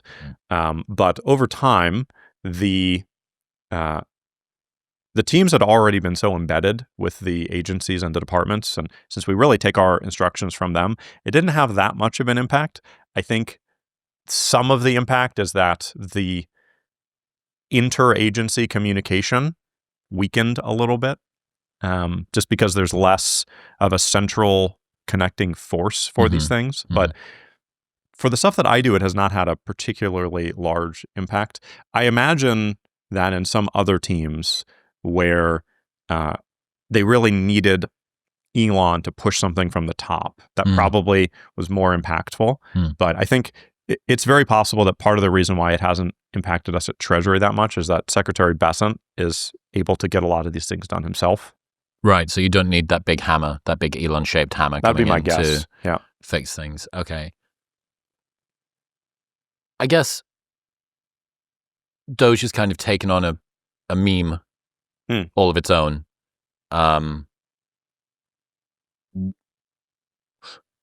What do you wish more people knew about what DOGE is as a movement, as an organization? I don't know what you call it. An entity of loosely collected fucking Basically. group of morals? Yeah, it's like a loosely connected group of mission-oriented people who want to fix a lot of the things that are broken in our government and stop the ever-growing national debt from collapsing the country. That's probably the main driving force that we all share and why we joined. Why we joined the government is to get this solved. I would say the biggest thing is that these are some very smart people, some very high agency people. That's something that it's a word that I've taken to using a lot more. I didn't, in the private sector, so many people are high agency that it's never been a thing that I've thought. You don't need to select for it. Yeah. But in government, there are certain people that I've come to rely on. And when I say I rely on them, they are the people where when I say that this is important and I need somebody to do it, they will actually do it. And far fewer people will do that than you would expect. The number of people where you say, hey, I need this by Thursday. Thursday happens, and you're like, hey, did you do that thing? Oh, yeah, I'm on it. I'll do it right now. Next week goes by. Hey, did you do that thing? Oh, yeah, I'll get right on it. And there's just, I don't know if it's malice. I don't know if it's incompetence. I don't know what it is. It might just be the fact that they know that they can't get fired. I have no idea. I don't know genuinely for a lot of these people why I cannot seem to get any deliverables out of them. But once you find the people who can actually deliver, you've got to hold on to them for dear life. DOGE website says that you've saved $200 billion or so. Maybe, yeah. I've heard a lot of people say that's not accurate. What's the truth there? Well, so this is a long and nuanced conversation about how you calculate savings. So I've actually had many internal debates on how we calculate this stuff. So the way that we've been tracking it is the most common type of contract is a firm fixed price, or it's basically just like think of it as a normal contract. We're going to buy this thing from you for this amount of money. There's several other types of contracts, BPAs, which is a blanket purchase agreement. There's an IDIQ, indefinite duration, indefinite quantity. The way that savings are generally calculated is when you have a contract, let's say you're my contractor, I'm going to pay you $1 million to do this thing. If I have already paid you $500,000 of that, and then I cancel the remainder of the contract, then we will book that $500,000 as a saving. The problem is that doesn't fully capture the amount of savings because that contract probably would have been auto-renewed. The other challenge is for like a blanket purchase agreement, it's really more like a credit card limit. An IDIQ is basically the same thing. They tend to be for different stuff. So these BPAs can be very large. I think there are some IDIQs that are like $1 trillion for something like 9mm ammunition for the military. It's basically just saying, if you need it, just buy it. Like this is who you buy it from. This is how much it costs. Just buy however much you need. A blanket purchase agreement says like you can buy up to $100 million of services from this company. And it's fairly open-ended. The challenge comes down to how do you decide what a savings is? If you have a $2 billion blanket purchase agreement and you cancel it, how much do you book as a saving? Well, we've tried to do some math of like, well, all right, how much was the average spend on that BPA over the last 5 years? And however much we haven't spent so far this year, we can book the remainder of that as a savings. But the data quality in the government is so poor that it is effectively impossible to do that. And so when you're trying to figure out how you use this like how much are you actually saving, it's really hard. And I can even give you a specific example at the IRS, right? So one of the first things that I did at the IRS is I said, hey, all right, we've been brought in to do contract review and to look at our budget. What is our budget? I heard $22.5 billion. I heard $10.8 billion. I heard $12 billion. It's like, guys, what is our budget? How is it possible that I cannot get a straight answer to this question? It took 6 weeks for me to get a clear answer to what our budget even is. Part of the reason is because of these continuing resolutions where I think at that point, we still didn't even have a 2025 budget defined or something like that. This is all kind of outside of my wheelhouse. Part of it is the fact that a lot of the money from the IRS came from the Inflation Reduction Act, which was had $80 billion that was given to the IRS specifically. And so accounting for that was very challenging. So we eventually figured it out. It was something like $22.5 billion if you include Inflation Reduction Act money. Great. My scope was in IT. How much of that is IT? I think it was $10.8 billion for FY 2025.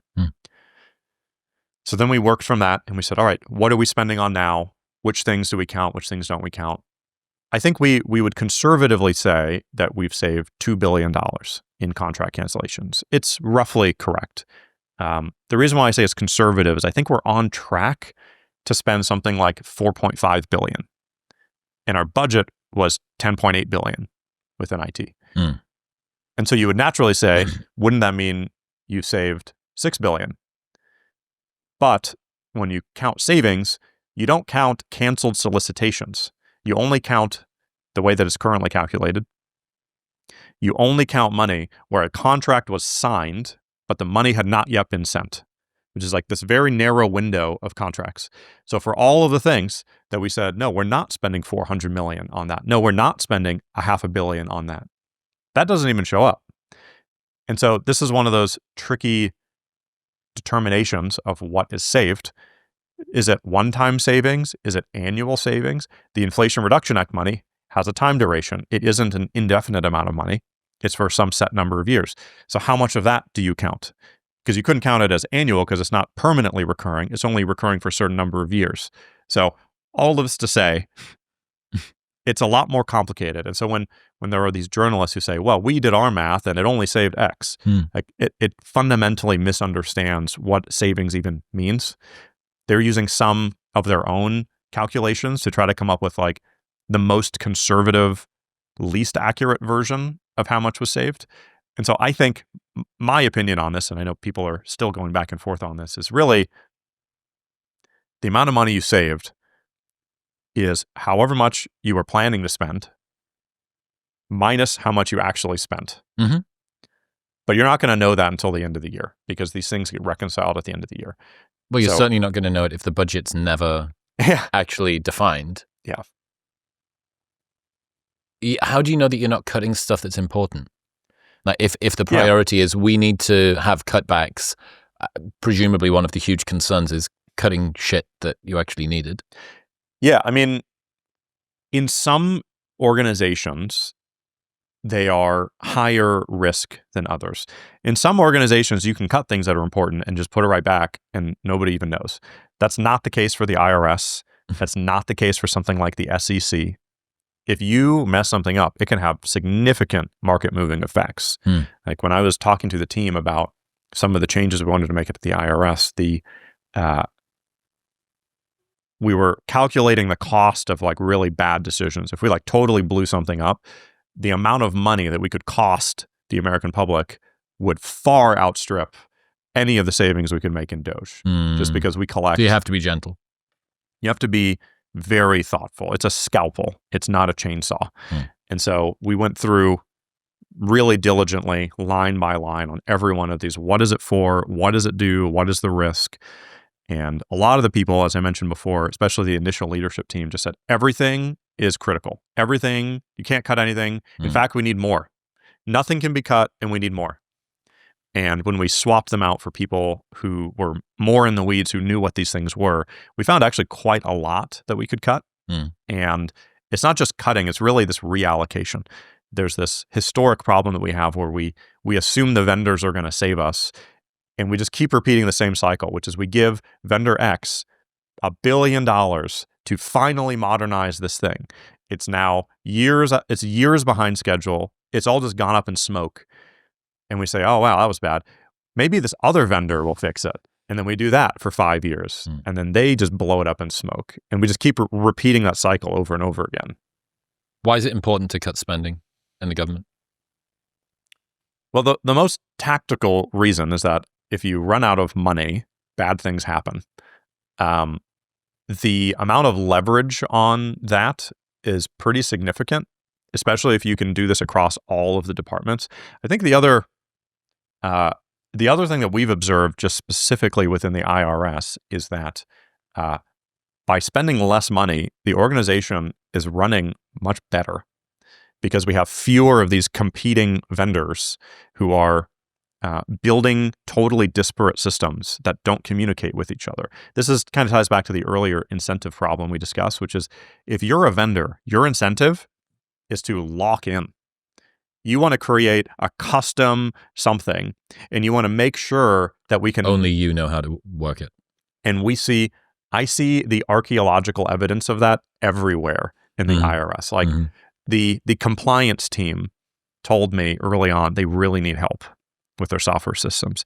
They said we have at least 60 different systems that do not communicate with each other at all. I assume this was an exaggeration. I spent 2 full days now at the compliance facility just watching how these systems work. They are, if anything, they're underestimating how many of these systems there are. In software, when you're building these types of systems, one of the just core principles is you want to have a single source of truth for any piece of data. This is foundational. Sometimes you might have 2 sources of truth if you're doing like a really messy migration, or you have some caching layer and you're kind of balancing those 2. But really, 1 is the goal. As of the last count, which I think is last week, the IRS has about 108 competing sources of truth. I'm not talking about data sources. This is like the most complex Rube Goldberg I've ever seen in my life. It's just these systems don't communicate with each other. So there are some specific examples that the customer service team showed me where if you want to know what somebody's current address is, you have to check a whole bunch of different places, and they just have to use some judgment on which of these is actually the current address, because there's so many different places where we store this information that don't connect to each other. So this is our foundational number 1 priority is data quality. It's just we need to get to the point where all of our systems are using the same information under the hood. We just lose stuff. We have all these data integrity problems. This should have been a thing that we did 20 years ago, but we're finally prioritizing it now. If DOGE is saving billions, because you're one cog in a big DOGE wheel, if DOGE is saving billions, how come Americans aren't feeling these savings in their everyday lives? I mean, the tax rate's the same, so I don't really know. It's if the DOGE dividend does eventually happen, they will see something from that. But I don't know the status of that. That's not really in my wheelhouse. I think my hope is that if we are successful, specifically in what I'm focused on at the IRS, that when you call the IRS, somebody will answer. You can go to the internet to solve problems. One of the big priorities that we have is digital correspondence. This is something where right now, when you get a letter in the mail from the IRS, oftentimes you can't just go to the internet and like see that letter. The only evidence that you got it is the piece of paper. And then to respond to it, you either need to fax it to us or you need to send it by certified mail. And then we may or may not receive it. And you have the feedback loop is like months. And so this whole thing is just such a mess. And so one of the big focuses right now is you still get a letter in the mail and it says, go to irs.gov to respond. You can go to the internet. You can log in. You can see the message. You can respond to it. You can upload documents on the internet. This is basic stuff. We don't currently have this. So instead of that, what we have today is the call to action is give us a call. You sit on hold for some number of hours. And then they say, great, yeah, we need some more documents. Can you fax them to us? It's like this whole thing is such a mess. And so I think if we're successful, a lot of those things will start to feel like the government is able to solve basic problems. Is there a fear that modernization or updating is just code for breaking stuff that already works but imperfectly? So I have one of the other CIO memos that I'm writing is about why we need to stop doing modernization just as a concept, because I think it stems from a general lack of understanding of the software development process.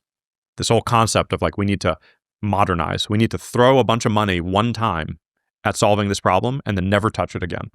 I've analogized this to some friends of mine who are not in the software development space, where if you have 2 ends of the spectrum, one end is like building a house where almost all of the work goes up front. And then there's like this trickle of maintenance that comes afterwards. On the other hand is like getting a puppy, where there's some extra work at the beginning during the puppy phase, but you can't just not feed the puppy for like a year. You can do that for a house. You can just like forego maintenance, and it's not just going to immediately collapse. But software systems are effectively living systems that require constant maintenance and updates, where you get feedback from the people using it, and they say, hey, this thing doesn't work. Can you fix it? And then you fix it. And they say, hey, what if this thing was over here? What if it added this thing? What if it pulled in data from here? And you're adding to it over time. Our current software development process in the IRS, and this is another one of those things that I'm spending a lot of my time working with the team to try to reorient our thinking on this actively, is normally we'll spend $1 billion, $5 billion, some number of billions of dollars one time on building a software tool. And then the explicit directive is never touch it again. It is now done. Now we only do new stuff. That is now a legacy product. Now we're going to build a new system to replace that old system. And then, of course, what you end up with is just 2 systems. And then you do this again. Now you have 3 systems. And that's how you end up with 108. Yeah. And it's just a total mess. And it's not the way we should do this. So I think the question that you had of, like, is modernization ultimately even a good thing? I think is totally valid. And it's not one that gets asked enough. The question about, like, mainframes are not, strictly speaking, bad. And the way that we define legacy, we actually changed this a few months ago. But historically, the definition of legacy at the IRS is just anything that's 25 years old or more. And if it's legacy, you've got to redo it. And there are systems that are more than 25 years old that are fine. Just leave them alone. In fact, they're more than fine. They have been battle tested. I was going to say, if they've stuck about for this long. We have a rule with my friends that we always get excited about new life hacks. Oh, this is the new, you need to try Obsidian, dude. It's the best new note-taking, whatever. This new meditation app, this is a way to make a toasted sandwich in a fucking toaster. And if the person that's proposing it hasn't been using it for at least 6 months. Yeah, totally. It doesn't count. Because, you've got shiny object syndrome about this new toasted sandwich process, but what you didn't account for is that after 5 toasted sandwiches, it breaks the toaster. Yep, absolutely. Yeah. And it's absolutely true in this case. Like, for some of these things, these mainframes are totally fine. In fact, they are maybe the optimal solution for this problem. The thing that mainframes have been optimized for half a century is batch data processing. And you know what we do a lot of? Batch data processing. It is maybe the perfect solution for that problem. The challenge is when you have other things that you need to do where that gets in the way of it. And so for individual master file and for a lot of the functionality we want at the IRS, the fact that it's based on a mainframe does cause problems because there's a latency and there's a delay in getting data. Because a lot of these things you end up getting weekly batches, and you can't have a week delay on these things. And it's really hard. When you have such complicated tax logic, it's really hard to get data in and out of the mainframe. And so you have these issues where this is how we ended up with what we often refer to it as shadow IT. You have all these different IT orgs that have basically created their own universe within IT that doesn't connect to anywhere else. And so it's very hard to get that information to places where they need it. Shadow IT is also, this is an interesting symptom of the type of dysfunction. And I think this might also exist at very large corporations where, because IT as a function has failed to deliver for so long, each of these subcomponents, like the compliance team, the customer service team, they've basically lost confidence that whenever they need something done, they can ask IT to do it. So what they do is they create their own secret IT group with their own contract with their own team. And they build their own product that doesn't connect to the rest of the universe. And then compliance does that over here. And then automated underreporter does it over here. And everyone ends up building their own shadow IT org. And you can see how it happens.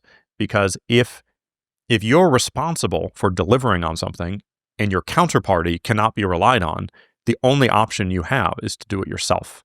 But then the cost of that is like hyper fragmentation, which then causes all these other downstream problems. And so figuring out how to make the IT org functional, I think, is front and center for all of these other problems we need to solve. I want to talk about security. You know, DOGE has had a lot of criticisms. There's 300 million American citizens' bits of data that have been put up in the cloud. This is contributed to by stories about hackathons, which have got scary names and make people think that it's being flippant with sensitive data and stuff like that. Is there a risk that move fast, break things in the US government is a strategy that is too dangerous to do? Basically, does speed really matter if it risks security? I think so we're, even in the current implementation, pretty far from move fast and break things. Almost all of the work is being done by people who have been there for 10 or 15 years. It's certainly moving faster than has been done historically, but the bar is so low for how fast things have been done historically that making them go faster is, I would say, pretty low risk. I think there's a lot of fear mongering about these things, about how this data is used. It's going to the cloud. It's already in the cloud. Like it was in the cloud before we got here. Like a lot of these things come from like a misunderstanding of what it is. Like I've had to answer many, many questions. We are part of this fragmentation problem we have at the IRS of our data quality issue is we have something like 15 different fragments of APIs. APIs are basically just how two computers talk to each other. And we have all these different systems that don't communicate. And so we're building a unified API. So there's a central place within the IRS where if you are building an interface for one of the compliance teams, you can see the same data that customer service sees. So when they're on the phone with that person, they can have a conversation about the same piece of information. But because most people don't know what APIs are, there's been a whole bunch of fear-mongering articles saying they're building a mega API to do something. It's like, APIs are how computers communicate. Every company has API. They're using scary words, and I don't think they know what the words mean. Because if they did, they would just know this is normal. This is so normal. It's a complete non-story for any software engineer. How secure were the systems when you first got in? Did you have any concerns around security? It's very dependent on the organization. So IRS, pretty good. Treasury, pretty good. Some of the other agencies where they don't really think of IT as their core competency, not as good. I would say it definitely could use a higher priority. The core challenge with a lot of this is that cybersecurity engineers are in very high demand, and it is super hard to attract senior cybersecurity leadership with a salary cap of. Yeah. There was a really famous job listing. I think it was the UK head of cybersecurity, and the annual salary was, I want to say, about £65,000, so maybe about $85,000. Yeah. You're talking about a rounding error on countries that want to get access to our cybersecurity, or people that just got Bitcoin at $100. Yeah. Like that is not a difficult amount of money for you to counterbalance if you want to try and turn somebody. Yeah, that's exactly right. And the core challenge there is I've been trying to recruit people to be in the chief information security officer role across a lot of these departments or agencies within Treasury. And the challenge is that it's a massive pay cut. The other thing is, this ties back to people say, all right, great. I've got 10 people on my team that I think would come with me and we can get this done. It's like, oh, you can't do that. And also, if you don't like the people on your team, there's nothing you can do about it.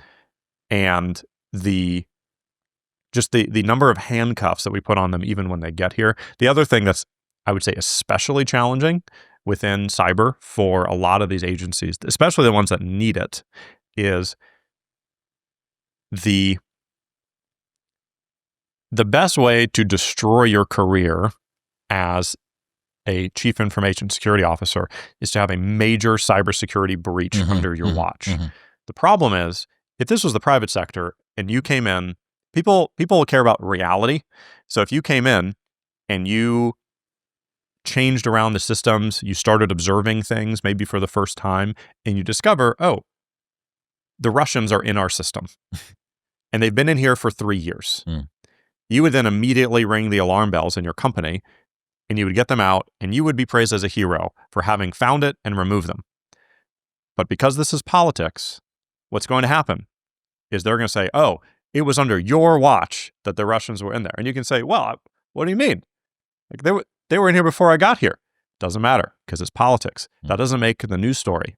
It's like there was a massive cyber breach under such and such administration. No, they discovered a massive cyber breach under such and such administration. Yep. But that's not the tail wags the dog here, because that's not the news story.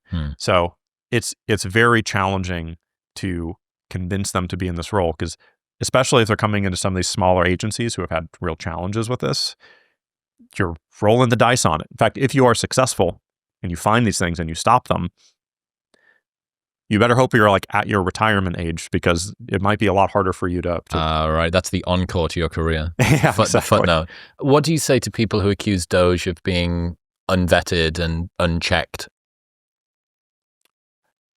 I mean, they've said that about me. Like, I have security clearance. I've like gone through all the normal processes, as is everyone else. So it's what they say. I don't really know. I think everyone has gone through the normal clearance processes. They've gone through the background checks. They've gone through all of the stuff that you would normally go through. What about, I think when they use the word unchecked, it means sort of unchecked in terms of remit internally, able to enact change and make decisions, hire, fire, spend, save, cut in a manner that other people bypasses some of the Chesterton's fence that probably should have been left there. I can really speak mostly just to Treasury and IRS, because that's where I have the most visibility. Pretty much anything that you want to get done, you have to go through the career staff. Like it's very challenging to like find the button to push, because usually by rule it's done by a different person. And so there are definitely times when there's some normal set of clearances or steps that you'd have to take that are not actually required, but they've just been done sort of by ceremony or something like that, and you can shortcut them. But typically, at least in our case at Treasury, this is done with the Treasury leadership team bought into this. They say, like, you guys are responsible for looking over this, and then that's what we do. So it's very hard to fire people. The only way that you can really reduce the size of government is through the reduction in force process, which is a big thing that the DOGE team was pushing for. What is that? So a reduction in force is it's really the only mechanism historically to have like a sizable reduction in the number of people employed by the government. Tech companies are doing RIFs right now, a reduction in force, and the most common methodology you would use in a RIF is you find who your low performers are, or maybe your relative low performers, and then you cut them. Unfortunately, in the government, it is almost the opposite of that. Because of all these extra rules, the people who stay are there based on tenure and veterans preference. And so you're almost guaranteed, and this is to your earlier point, why do we have so few young people in the government? I think it's 7% are under 30, whereas in the private sector, it's more like 20. Wow. Okay. So it's way less. It's like a third of what you typically see. A big part of the reason for that is when you do these reductions in force, it's basically tenure. So it doesn't matter who your top performers are. It's effectively irrelevant to a RIF. The only way you can do it is if you want to do a 20% RIF, you take your 20% youngest people, who are often your top performers, and then you got to remove them. And it is a really painful process. And there's this whole thing, you have to look for competitive areas. You can do a 100% RIF of a competitive area. It is this bizarre, cumbersome process. But kind of tying back to the steel man, which is you don't want RIFs to be that easy if your goal is to retain civil service, because you don't want new administration. You don't want to revert back to the spoils system. But I think most people would probably say that performance-based RIFs is probably good instead of tenure-based. I think I'm sure that's something people are pushing for, but that would make a really big impact. DOGE removed at least some non-zero number of government employees. Yeah. Talk to me about the process there and the fallout. So some of that was through reduction in force. Some of that was through DRP, which I think stands for Deferred Resignation Program. It's basically asking people to voluntarily resign for severance. We had, I think, about 25,000 people at the IRS take DRP out of, I think we had 110,000 when we started, something in that range. In the IRS, we haven't seen that much fallout yet, because really we had increased our staff to ahistoric levels. I think the IRS historically has something like 80,000 staff, and we had increased it well over 100,000 in the last administration. So this isn't like a huge change compared to that. I think the biggest thing that we're focused on primarily within IT is this recomposition. And so trying to make sure that our technical staff is technical, and the more we can do to encourage the people who are ostensibly engineers but are not actually capable of doing their jobs to move to a different part of the organization, find a job elsewhere. I think that would be a net benefit. What are some of the errors or biggest blunders that you think DOGE made? Like, if you could go back and if you were king of DOGE, what would you go back and suggest that they change? Are there any sort of faceplant moments or real sort of unforced errors that you wish hadn't happened? I know of some secondhand of like specific things that were done that upset some people that were just unnecessary. But I really think the biggest one fundamentally is that at a certain stage, we really should have brought in more people into the conversation. There became this media narrative. Them and us. Yeah, them and us, and like DOGE is doing these nefarious things. But anytime I would bring somebody in and say, all right, these are my priorities, they're like, whoa, that's amazing. Like these are all of the things that we want done. I didn't realize that you were involved in making that happen. But there was a degree of secrecy that I don't think was useful. Yeah, I mean, it just plays into bad optics. Yeah. Right? That, yeah, it is young ADHD, super intelligent infants coming in and vibe coding their way through very precarious government systems. And it plays into a broader narrative that's kind of a skepticism about the rich at the moment. I was having a conversation with George Mack yesterday, and we were talking about how Elon, for all that people have huge criticisms about him, he continues to deliver largely. And his most recent $1 trillion compensation package thing sounds absurd, and obviously is, but is basically predicated on him reaching another stretch goal that is so insane. It's autonomous robots in every home within this time, and it's 10xing the value of Tesla, and it's this and this and this and this and this. You think, well, if the guy does it, then that's fine. And I think a lot of criticisms can be hidden rightly if a lot of concerns around someone can be hidden rightly if that person continues to deliver, which is why if Kanye drops a new slamming album, people will probably still listen to it. And in this very bizarre way, even though this shouldn't be the way it is, he's redeemed for transgressions of the past simply because he's good at the thing that he's supposed to do. It's like kind of just a bias that humans have got in this way. So, there's this broader narrative at the moment. Peter Thiel, I think, has maybe taken the new mantle of kind of like tech oligarch billionaire man that is the scary lizard person accusation type thing. Mark Andreessen's in there, but he's not a big enough name.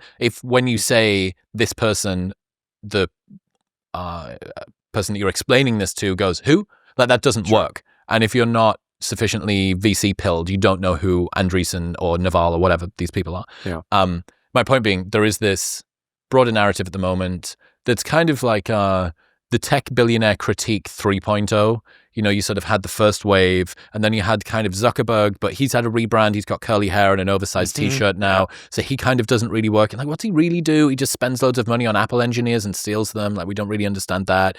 And then, well, like, Bezos is just kind of like in his Conor McGregor arc now, it seems. You know, he's just got a hot new wife and a wedding in Tuscany, and he spends all his time on a yacht. And like, and I like Amazon, like, even though it's kind of, you know, a bit dodgy and stuff. And Bill Gates, you know, like, fucking, what's he even do? Like, we're not really too sure. Like, so I think we've left that world behind, and now we've got this new one. And the protection that, at least as far as I can see, Elon has is he keeps delivering on stuff. Like, lots of people like Teslas, and they are the best electric car as far as I can see.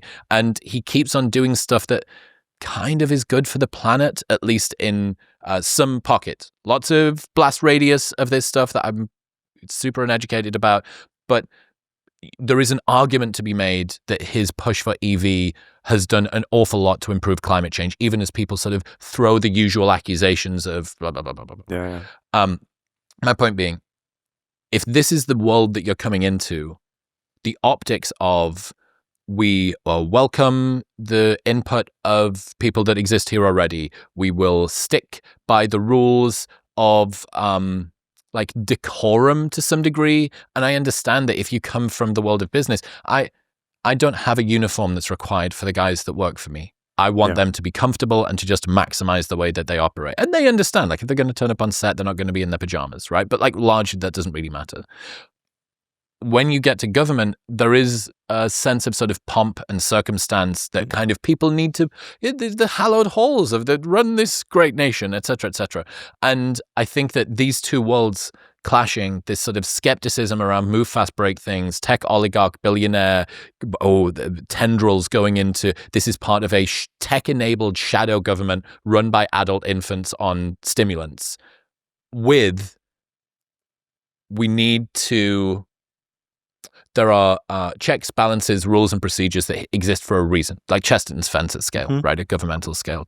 And I think that, at least from as far as I can see, the optics game has not been played as well as it could have done by DOGE.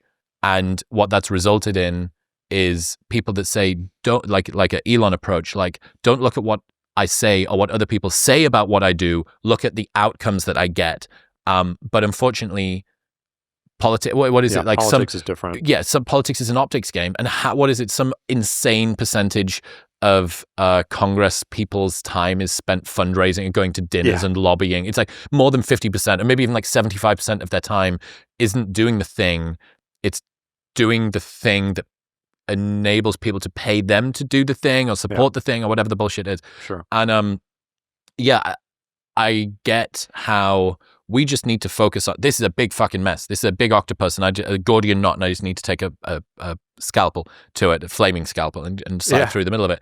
But yeah, at least my total, bro science off the reservation perception of what's gone on, at least that contributed to it in a pretty significant way. I think the optics have been quite poor, and you think, am I more concerned with how I look or what I do? I only have so many hours in the day and so many resources that I can deploy. Where should I put it? Just, if you could run it back, I'd be like, hey, let's have a director of DOGE communications and brand, and have like a little team of people that go, maybe we don't say that. Maybe we shouldn't tweet that. Maybe big balls. Maybe that's not, can we scrape that from the internet somehow? Like, is that a way that we can, you know what I mean? Yeah.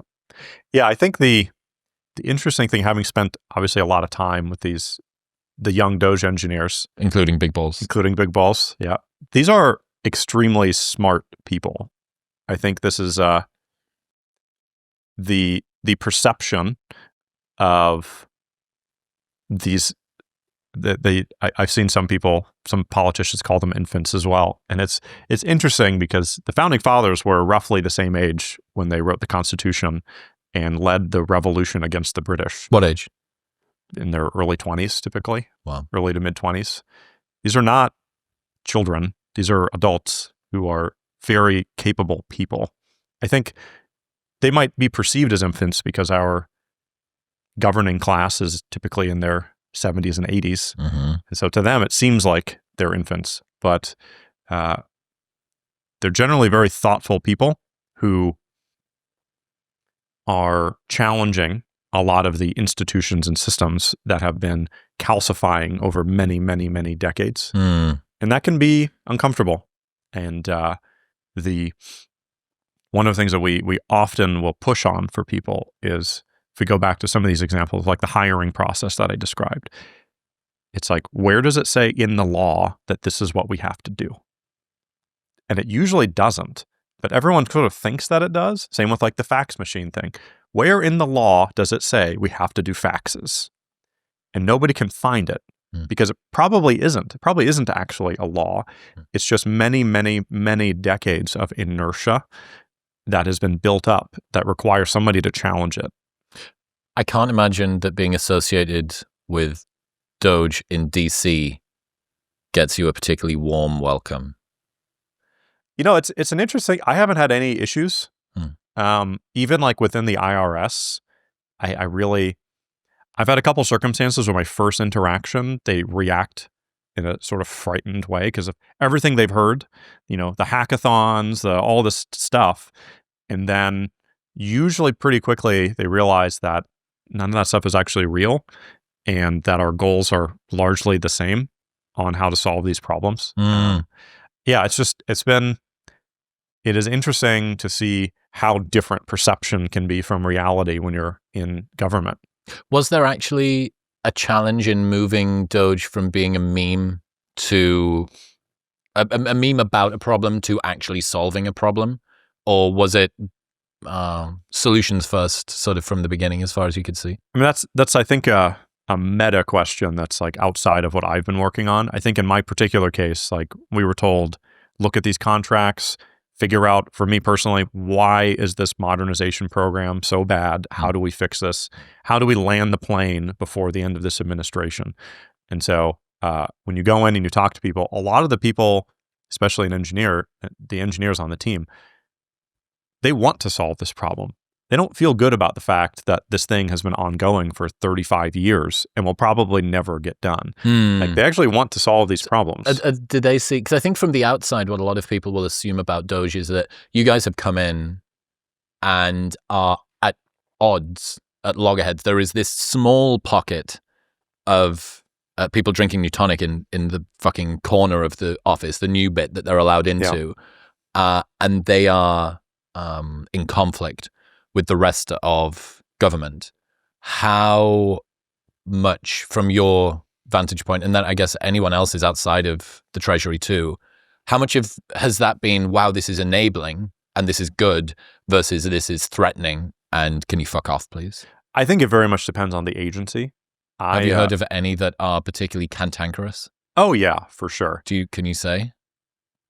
I think the ones that know deep down that their entity serves no purpose, and they know that if we found out what was going on, we would seek to eliminate it.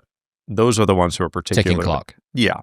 Like, they know, from what I understand, I was not here when the USAID thing happened, but from the people I've talked to on the ground who were actually looking into it, there was no intention to shut down USAID when it started.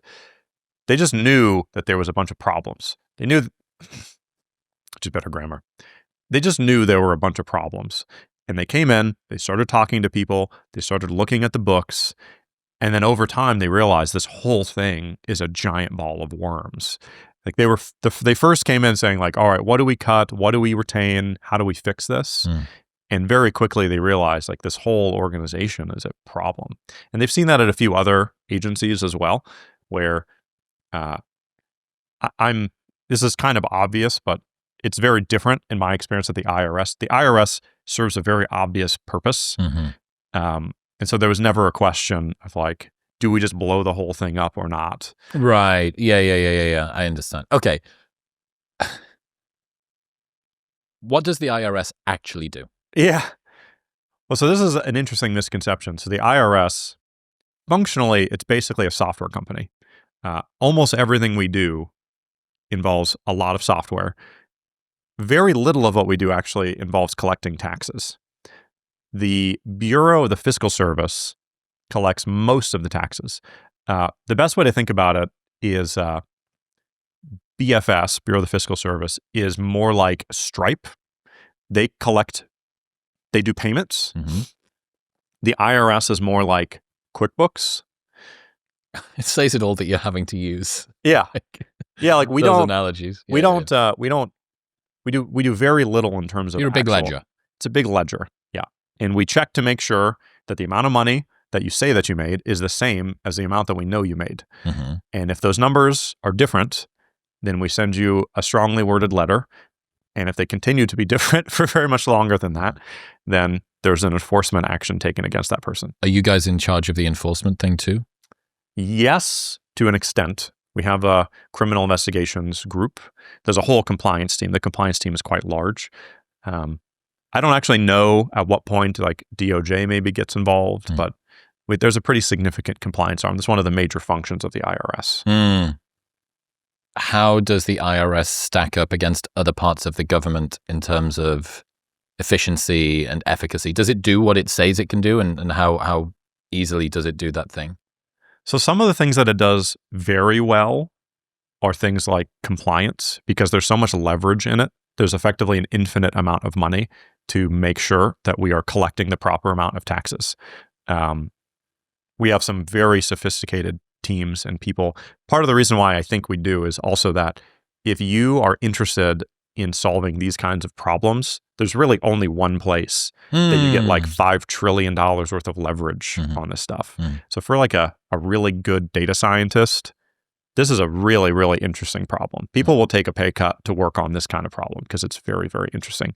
Where we struggle is in a lot of the software systems on, especially with customer service, individual online accounts, a lot of that taxpayer-facing stuff has just generally not been very good. Are you in charge of corporate tax too, or just individuals? Yeah, all taxes. Wow, okay. So this is huge. So you guys, I mean, the obvious challenge, the obvious interesting thing here is, I think, many commentators online, many political parties run on increasing or reducing taxes.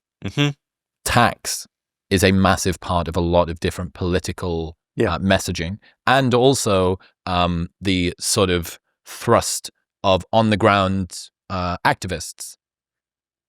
At some point, that needs to come into contact with reality. So we want to raise taxes for the most wealthy people. We want to cut taxes for the middle class. We want to streamline the tax system, just have a flat tax, cut out fucking 95% of the people that have to work for you because it's all super, super simple. Yeah. But at some point, that has to be enforced. Yes. So you can have all the policy that you want, and then it arrives presumably at your desk or one of the guys in your very small cohort of C-level people's desks, and they go, this is what's happening with tax rates. Change the code on the ledger so that we know that that's happening. So just dig into the specifics of tax policy, the talking points that people get to play around with when that meets the road. Yeah, I can actually give a very specific and timely example. So in the One Big Beautiful Bill, which is typically referred to as OB3 internally, when OB3 was passed, it has a bunch of changes to the tax law. The first step is it has to go to the Office of Tax Policy and a bunch of other lawyers to interpret what it means and how it will actually work in practice.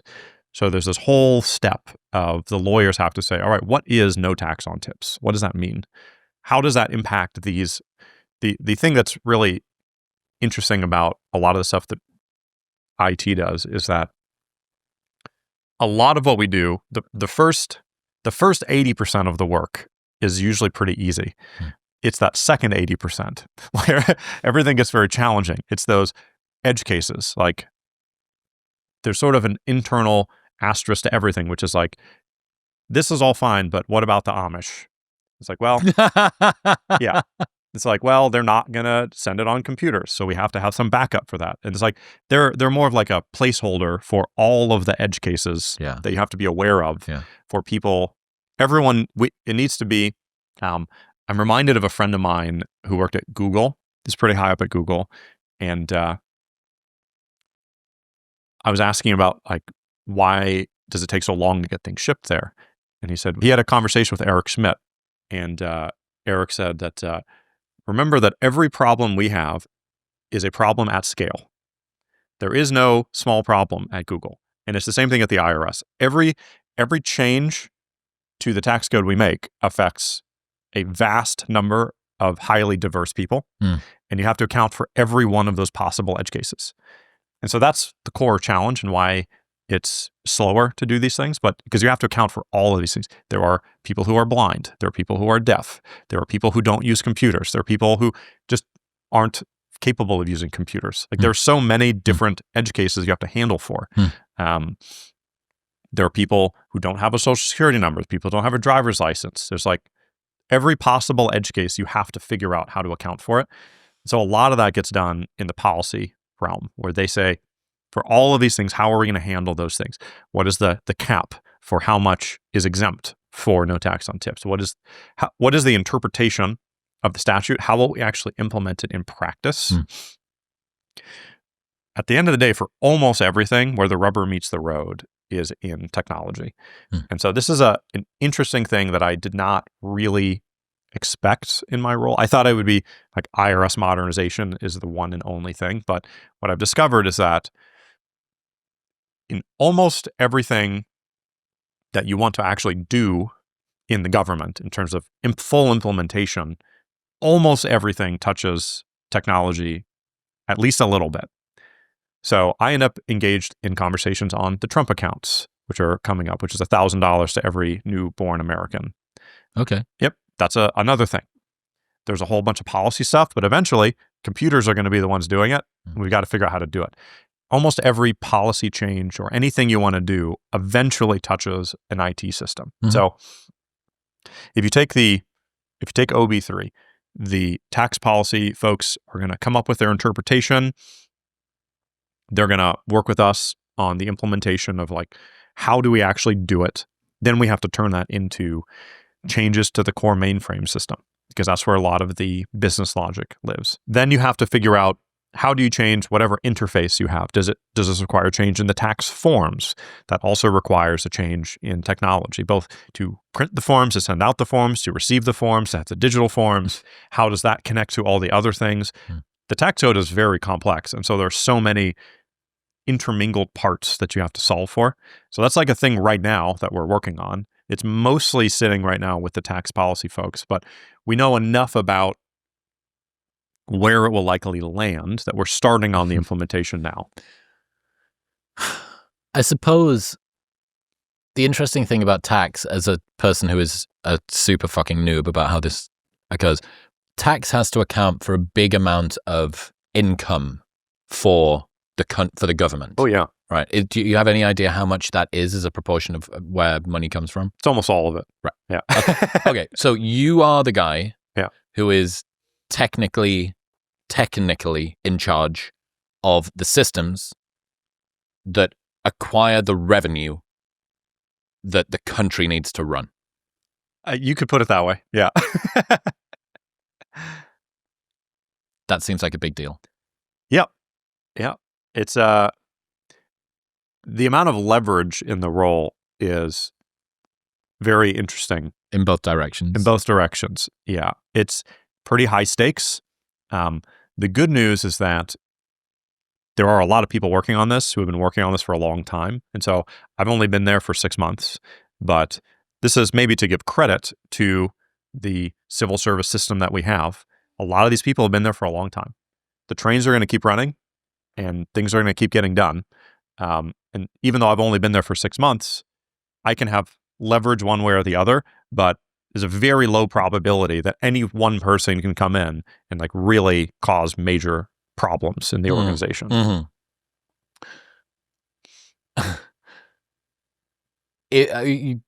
Mostly so far you've spoken about like implementation, it's been a little bit more dirt than clouds, I would say. Yeah. When it comes to the cloud side, at least in IRS, is there an argument to be made for simplifying the tax code? What would you do? Let's say that you were in charge, which you kind of are, but not in charge of that bit. What do you think would be some good solutions? I mean, everyone largely agrees that a simplified tax code is better for... How complex is it currently? It might be the most complex tax system in the world. I would not be shocked if that was the case. I spent some time in Estonia a while back, and they have probably the simplest tax code in the world. It's a flat tax. If you make this amount of money, this is how much you pay. If you make this amount of money, that's how much you pay. I think the average Estonian spends 2 minutes per year doing taxes. It's like, how much did you make? Multiply that by 0.2. That's how much you pay. And that's it. That's the whole system. Mm-hmm. Our system is massively more complex than that. The problem is it's very hard to do that. The IRS also doesn't do policy. So it really has to come from Congress. They have to be the ones who are willing to do it. And but you're the guys that have got to work out how to code it, right, into the ledger. If they could simplify they've added another bylaw. This is going to take ages. Oh, yeah. You talk to the people who've been here for a long time, that is a thing they talk about a lot. Like whenever there's a change to the tax code, because this often comes pretty late in the game, and you have like a very short timeline, because you have to deliver it by roughly February 1st. And so if you hear in September, like, hey, by the way, massive change to the tax code, good luck. It's a struggle to get it done. But I think historically they've done a pretty good job of getting those things done. It's so funny. I keep thinking about the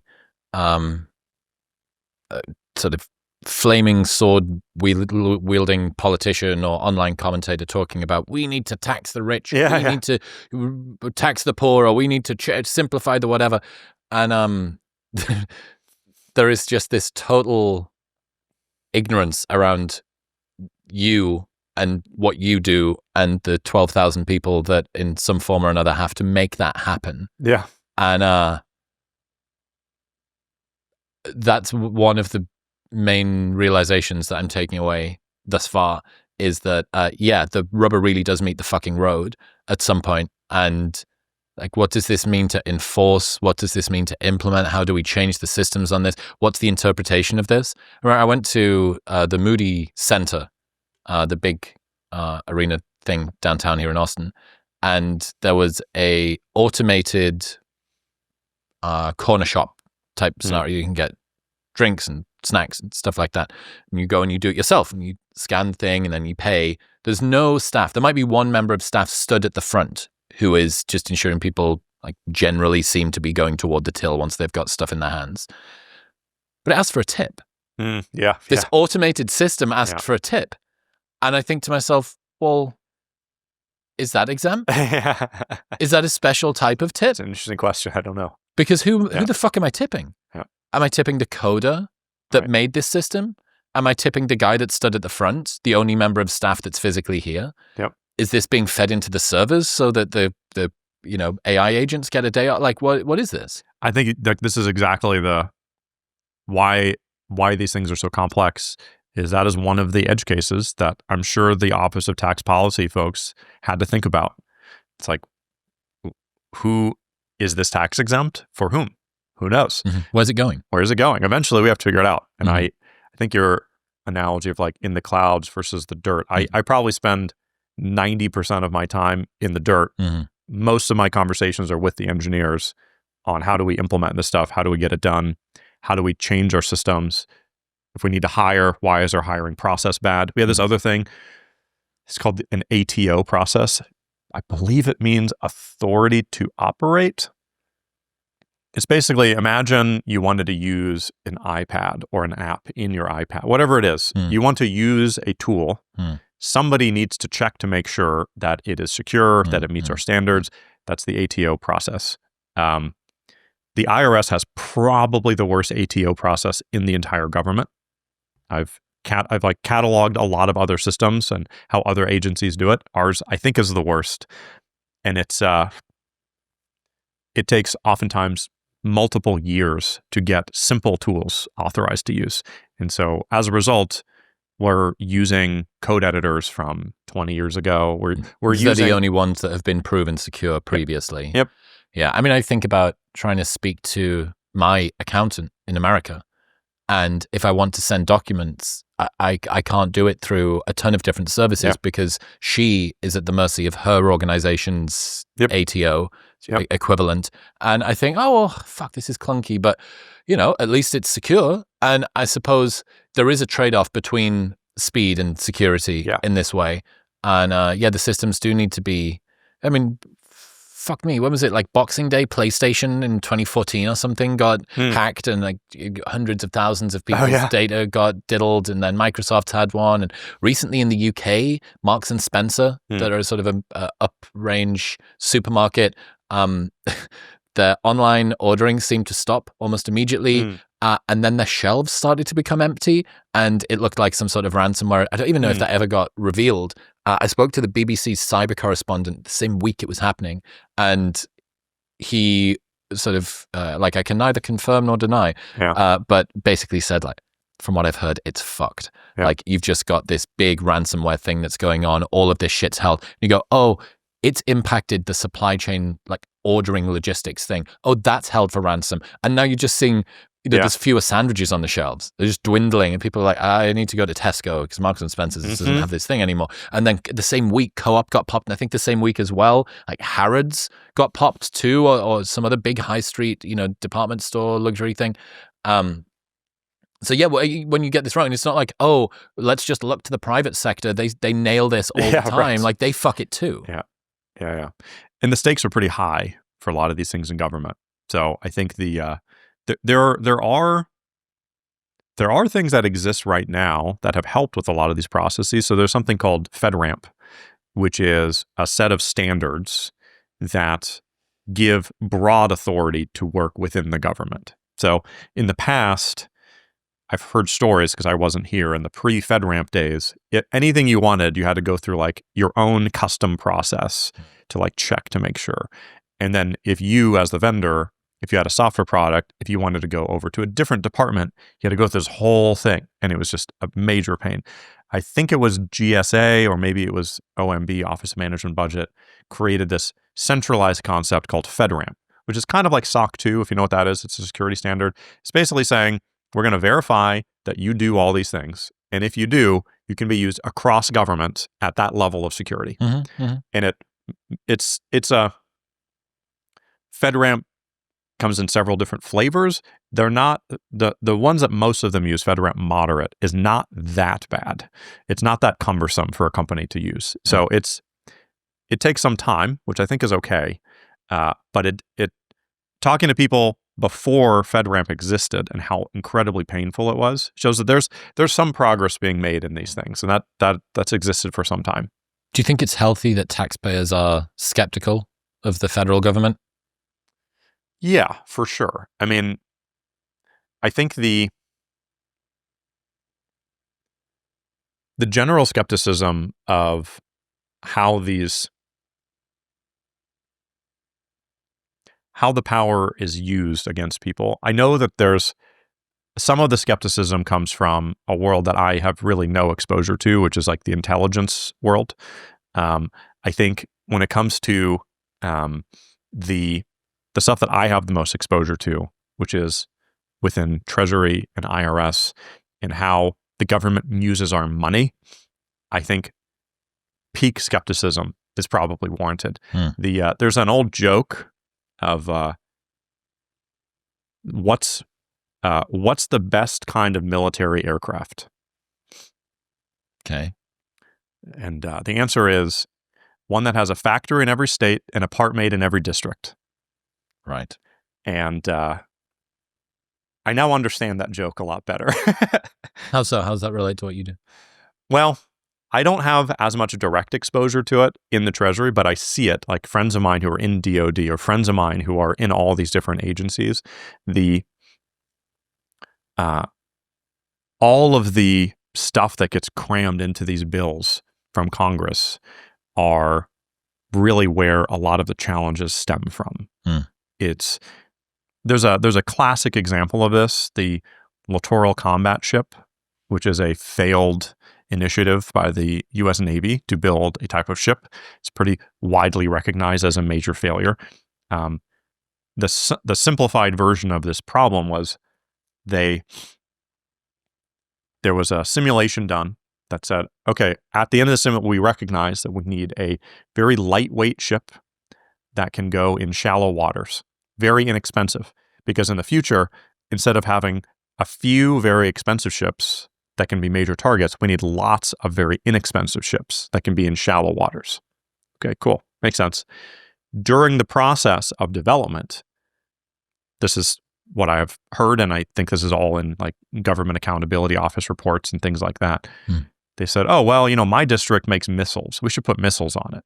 My district makes this thing. We should put that on it. Next thing you know, you have this completely pointless outcome, which is this actually quite large and very expensive ship that no longer serves a purpose for why it was originally commissioned. But many, many billions of dollars have been spent on it, which for some people was the goal. But for other people, we still don't have that ship that we wanted. So that's where a lot of these things end up getting stuck, is in that congressional churn. How long would it take, do you think, if you were to overhaul the whole IT system for the government, like to fix this legacy behemoth and actually get it up to speed? I'll start by specifically talking about IRS, where I have the most exposure. I think the core, the primary fix is going to be solving the data integrity problem that we have. That is the first and most important deliverable that I would say that we have. We should be able to solve that within, call it 3 years, just based on the timelines that we're looking at. Assuming that we don't run into problems with procurement, assuming we don't run into all these other kinds of issues, we should be able to do it within 3-ish years. Just about in time. Yeah, right. But there will be obviously incremental deliverables along the way that will solve a lot of problems. I say like absolutely fully resolved by that point. I think the fix, if you want to talk about how do we actually fix it, it's less about a specific fix to the software, and it's much more a fix to the organization. We don't have a budget problem in IT at IRS. We really have a management and leadership challenge within the scope of that organization, and have for many, many decades. If we can change the mindset from pay vendors a whole bunch of money to solve our problems, and we can learn how to listen to our internal stakeholders. This has been my main focus for the last several weeks, is just because a system is old does not mean that it's bad. So it is hubris to think that a system that has had quite literally 1 million hours of labor put into it to make it good at this thing, that you can rewrite it from scratch and then cut over one day, and then it will suddenly start working. It's just completely and utterly unrealistic. And so how do we take the existing systems? How do we incrementally improve them? How do we change the culture to where we are building software in the way that software is really meant to be used, which is this, it's more like the puppy in the analogy earlier, where you're feeding it, you're training it, you're evolving it over time. You're not just throwing a bunch of money at it and then just ignoring it for 20 years.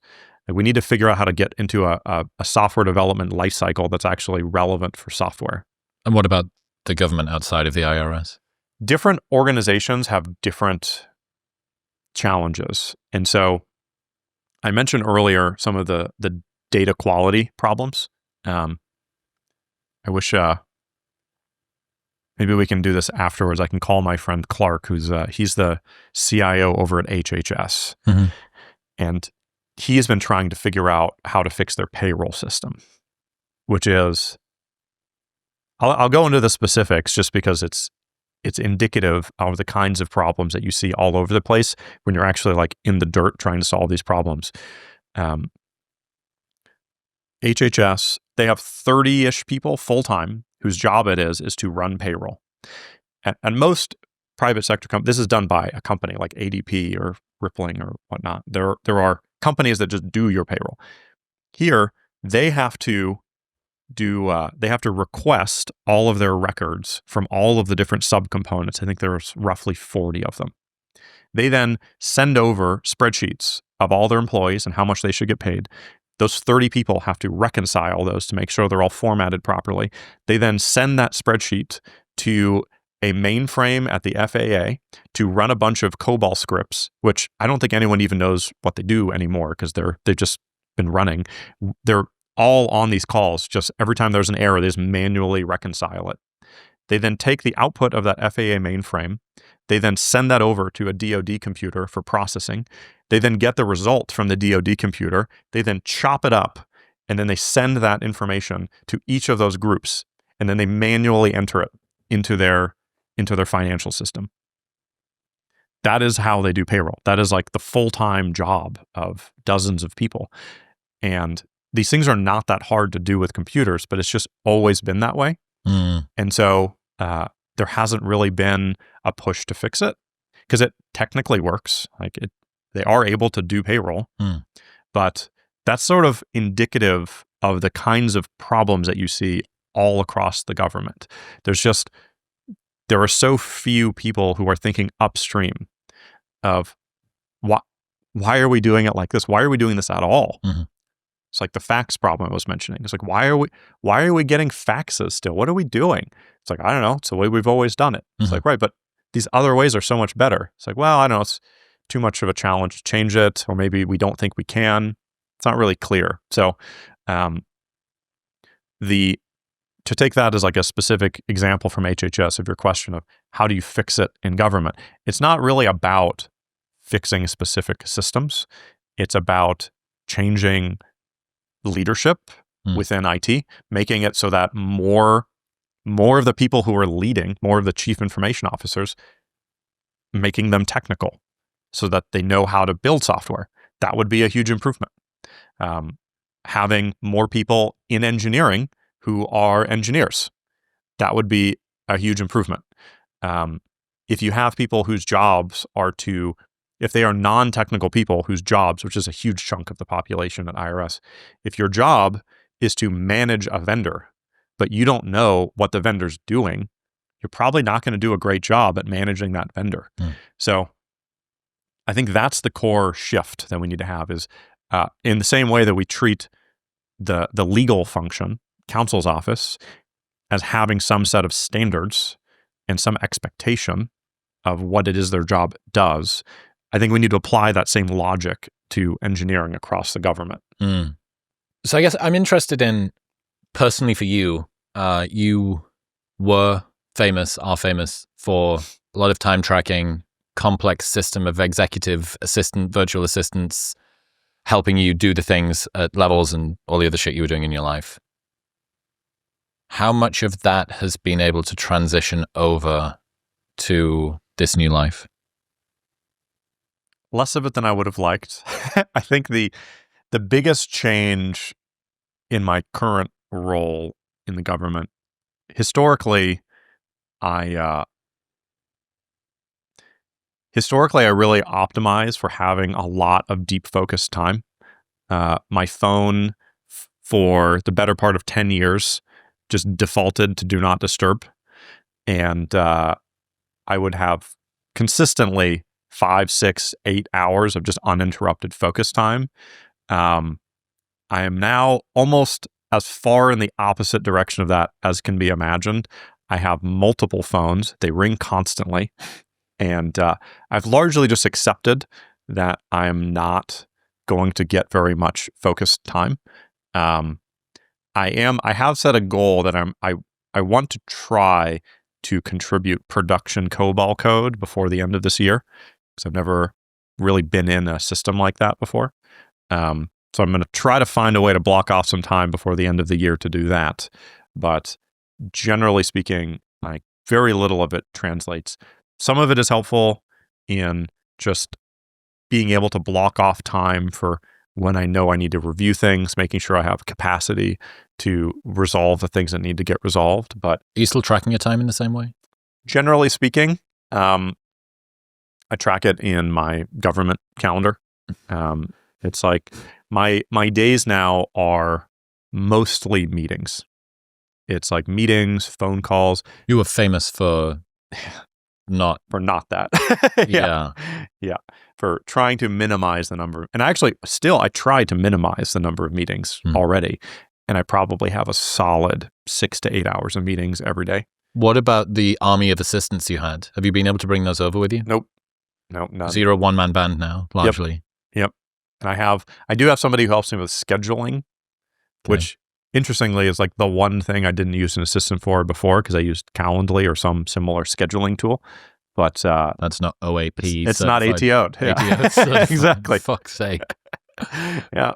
So you're telling me that inside of the government there is not a like calendar scheduling, this is when I'm available. And there might be one in government, right? But we don't have one at Treasury as far as I know. I think presumably it would be APO'd for you if it was, right? Yeah, I think that we have one. I think that the GSA has one because they're a Google shop. We're a Microsoft shop, and I think Google has one pre-built into their calendar. But yeah, Microsoft needs to add that in, please, if that's okay. What's happening with levels? It's still going. Yeah, I tried. I was a little bit too ambitious with how I thought I could manage my time, and I thought I could be the CEO of Levels and take on this role at the same time. Mm-hmm. And after a couple months of frankly doing a very poor job as the CEO of Levels, I recommended to the board that we put my co-founder in as the CEO, and so he's been running it as the CEO. So I'm on sabbatical, and he's been doing a good job. So I feel much better about it. It was really stressing me out because I would schedule time. It's like you schedule 3 hours to do my Levels stuff, and I'm in a meeting with the Levels leadership team, and it's like the White House is calling me. It's like, shit, what do I do? Mm-hmm. It's like you got to take the White House call. Like, what are you? What was it like? You've got this business, co-founder, CEO, people working, technology, new stuff, exciting. Yep. Isn't that cool? Yeah. Guys, I'm going to leave to take 160 grand a year position inside of the Treasury. Yeah. How'd that go down? I was, so part of the reason why, because people had been asking me to consider this as far back as December when, after the president won the election. And I said no, because I'm running this company. We have a baby. We have another one coming in this December. Like there's so many things, so many reasons not to do this. And eventually, with my wife's encouragement, and then really actually the encouragement of our board, they said, like, if there was ever a time to do this, this is it. We have enough cash. The major decisions that need to be made by me have largely already been made. The major decisions that need to be made outside of my scope, those people are still there. So if there was ever a time to take a sabbatical to do this, this is it. I think we also made some false assumptions about how much capacity I would have to still contribute to Levels, which I still have regular conversations with my co-founder, now CEO. So we're in touch pretty regularly on this stuff. But it was originally going to be 6 months. It's looking like it's probably going to extend through at least the end of the year because there are a handful of things that we really need to get delivered before I go back. That's really where it stands now. How long do you think you're going to stay in this position? The current plan is till January. What's the likelihood of you extending that again? I think if the Treasury Secretary or the President says, like, we need you to do this, you probably say yes. If it's just, if I no longer feel that I can be effective in this role, if it's just like trickling off in terms of my effectiveness, then I think that's fine. I think we've already we've already made some very significant changes that would be long lasting. I think the longer I can do it, the better. But a big part of it is like, how long can you tolerate burning through your savings? Mm-hmm. There is a factor for that, and there's opportunity cost. It's part of the reason why I thought this would be a thing I do when I'm retired, not in the like peak earning years. Mm-hmm. Right, yeah, because it's not just burning through savings, it's the loss in potential additional revenue for you. Yeah. So, I mean, it is, government servant. There is a big sort of arc of service here, especially when you compare it to being CEO of fast-growing, exciting tech company that can do wearables and health and stuff like that. It is a sacrifice in order to be able to do that. Should it be that way? Should it be a sacrifice to work for that? Should it not be it should stand on its own 2 feet as a position in and of itself? I think on the salary that you can make in these roles, you can make it work, but it's certainly a lot more challenging than it would be if you took an equivalent role in the private sector. That wasn't in DC. Yeah. Mm-hmm. I wonder whether, just from an influence perspective, birth rates, not great in America, not great anywhere, but specifically in America at the moment. And I wonder what the downstream impact of the selection effect of having a bunch of people who really find it hard to have families being in government, who are the ones that are contributing to and thinking about these problems. Yeah. Because you are selecting out anybody who does have a family, or if not, they're having a family in a very particular sort of unique kind of way. That you when you think about sort of elected officials, they are representatives of the constituents, but they are unrepresentative of the sort of life that so many people lead. So you have this kind of detachment between the two. I know. I wonder if you've thought about that. Yeah, it's definitely a real impact, and you see this especially in the leadership roles. That's where this divergence gets quite large, is once you get past this early to mid-career where the government can actually be reasonably competitive, people start to leave for the private sector, and those tend to be your most capable people, the people with the most context knowledge of the systems that they're working on. I think there's also this general issue where when I'm looking to hire right now, when I'm trying to bring people on for these appointed roles or these leadership roles, the only 2 categories of people that are in a position where I've been able to get them converted are either sufficiently young that they have no expenses, or they are either at or near retirement, where their kids are off, the kids are already in college or off, like beyond college. They have enough money saved up and they want to do this to like do public service.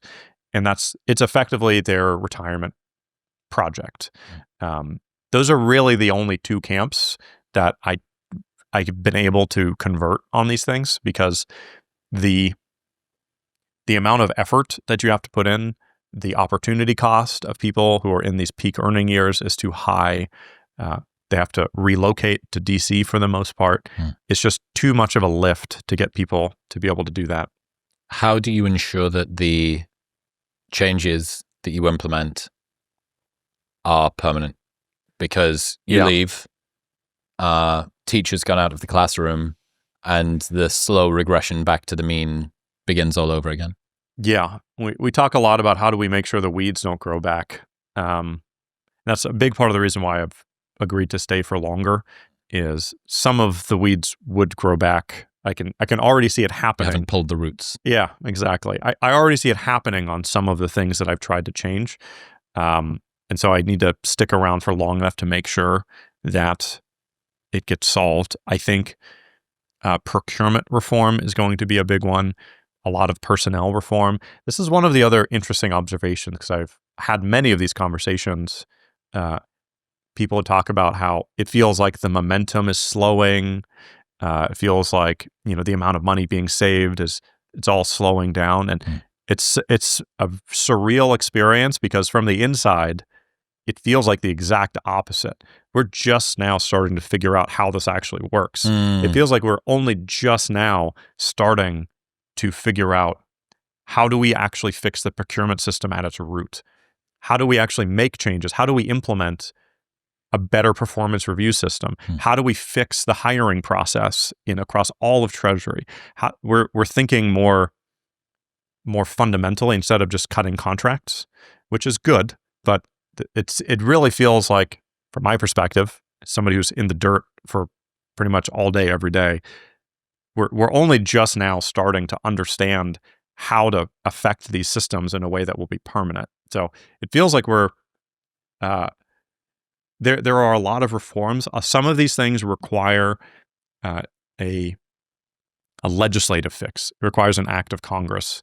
I haven't really seen a lot of movement there, but I know there are now people thinking about, as we make more progress within the executive, how do we start to look towards changes in legislation that will change these things in a permanent way that are even outside of what's available in the executive branch? Well, Godspeed over the next few months, man. It was not a predicted pivot. I think we went for coffee maybe 8 months ago, something like that. Right. And if you'd said, yeah, I'm going to be the secretary, the CIO of the fucking Treasury Department, would not have been on my 2025 bingo card. Yeah, same. I hope you survive it, and I hope that the next kid thing comes through, and I look forward to doing the post-mortem with you as well when you come back up for Oh yeah, let's do it. I appreciate you, man. Thank you. Thank you. Thank you very much for tuning in to a 3-hour conversation about how the US government is still run on fax machines. If you enjoyed that, here's a chat with Tulsi Gabbard before she was in office. It's great. Come on, I had 10 million plays. Join in.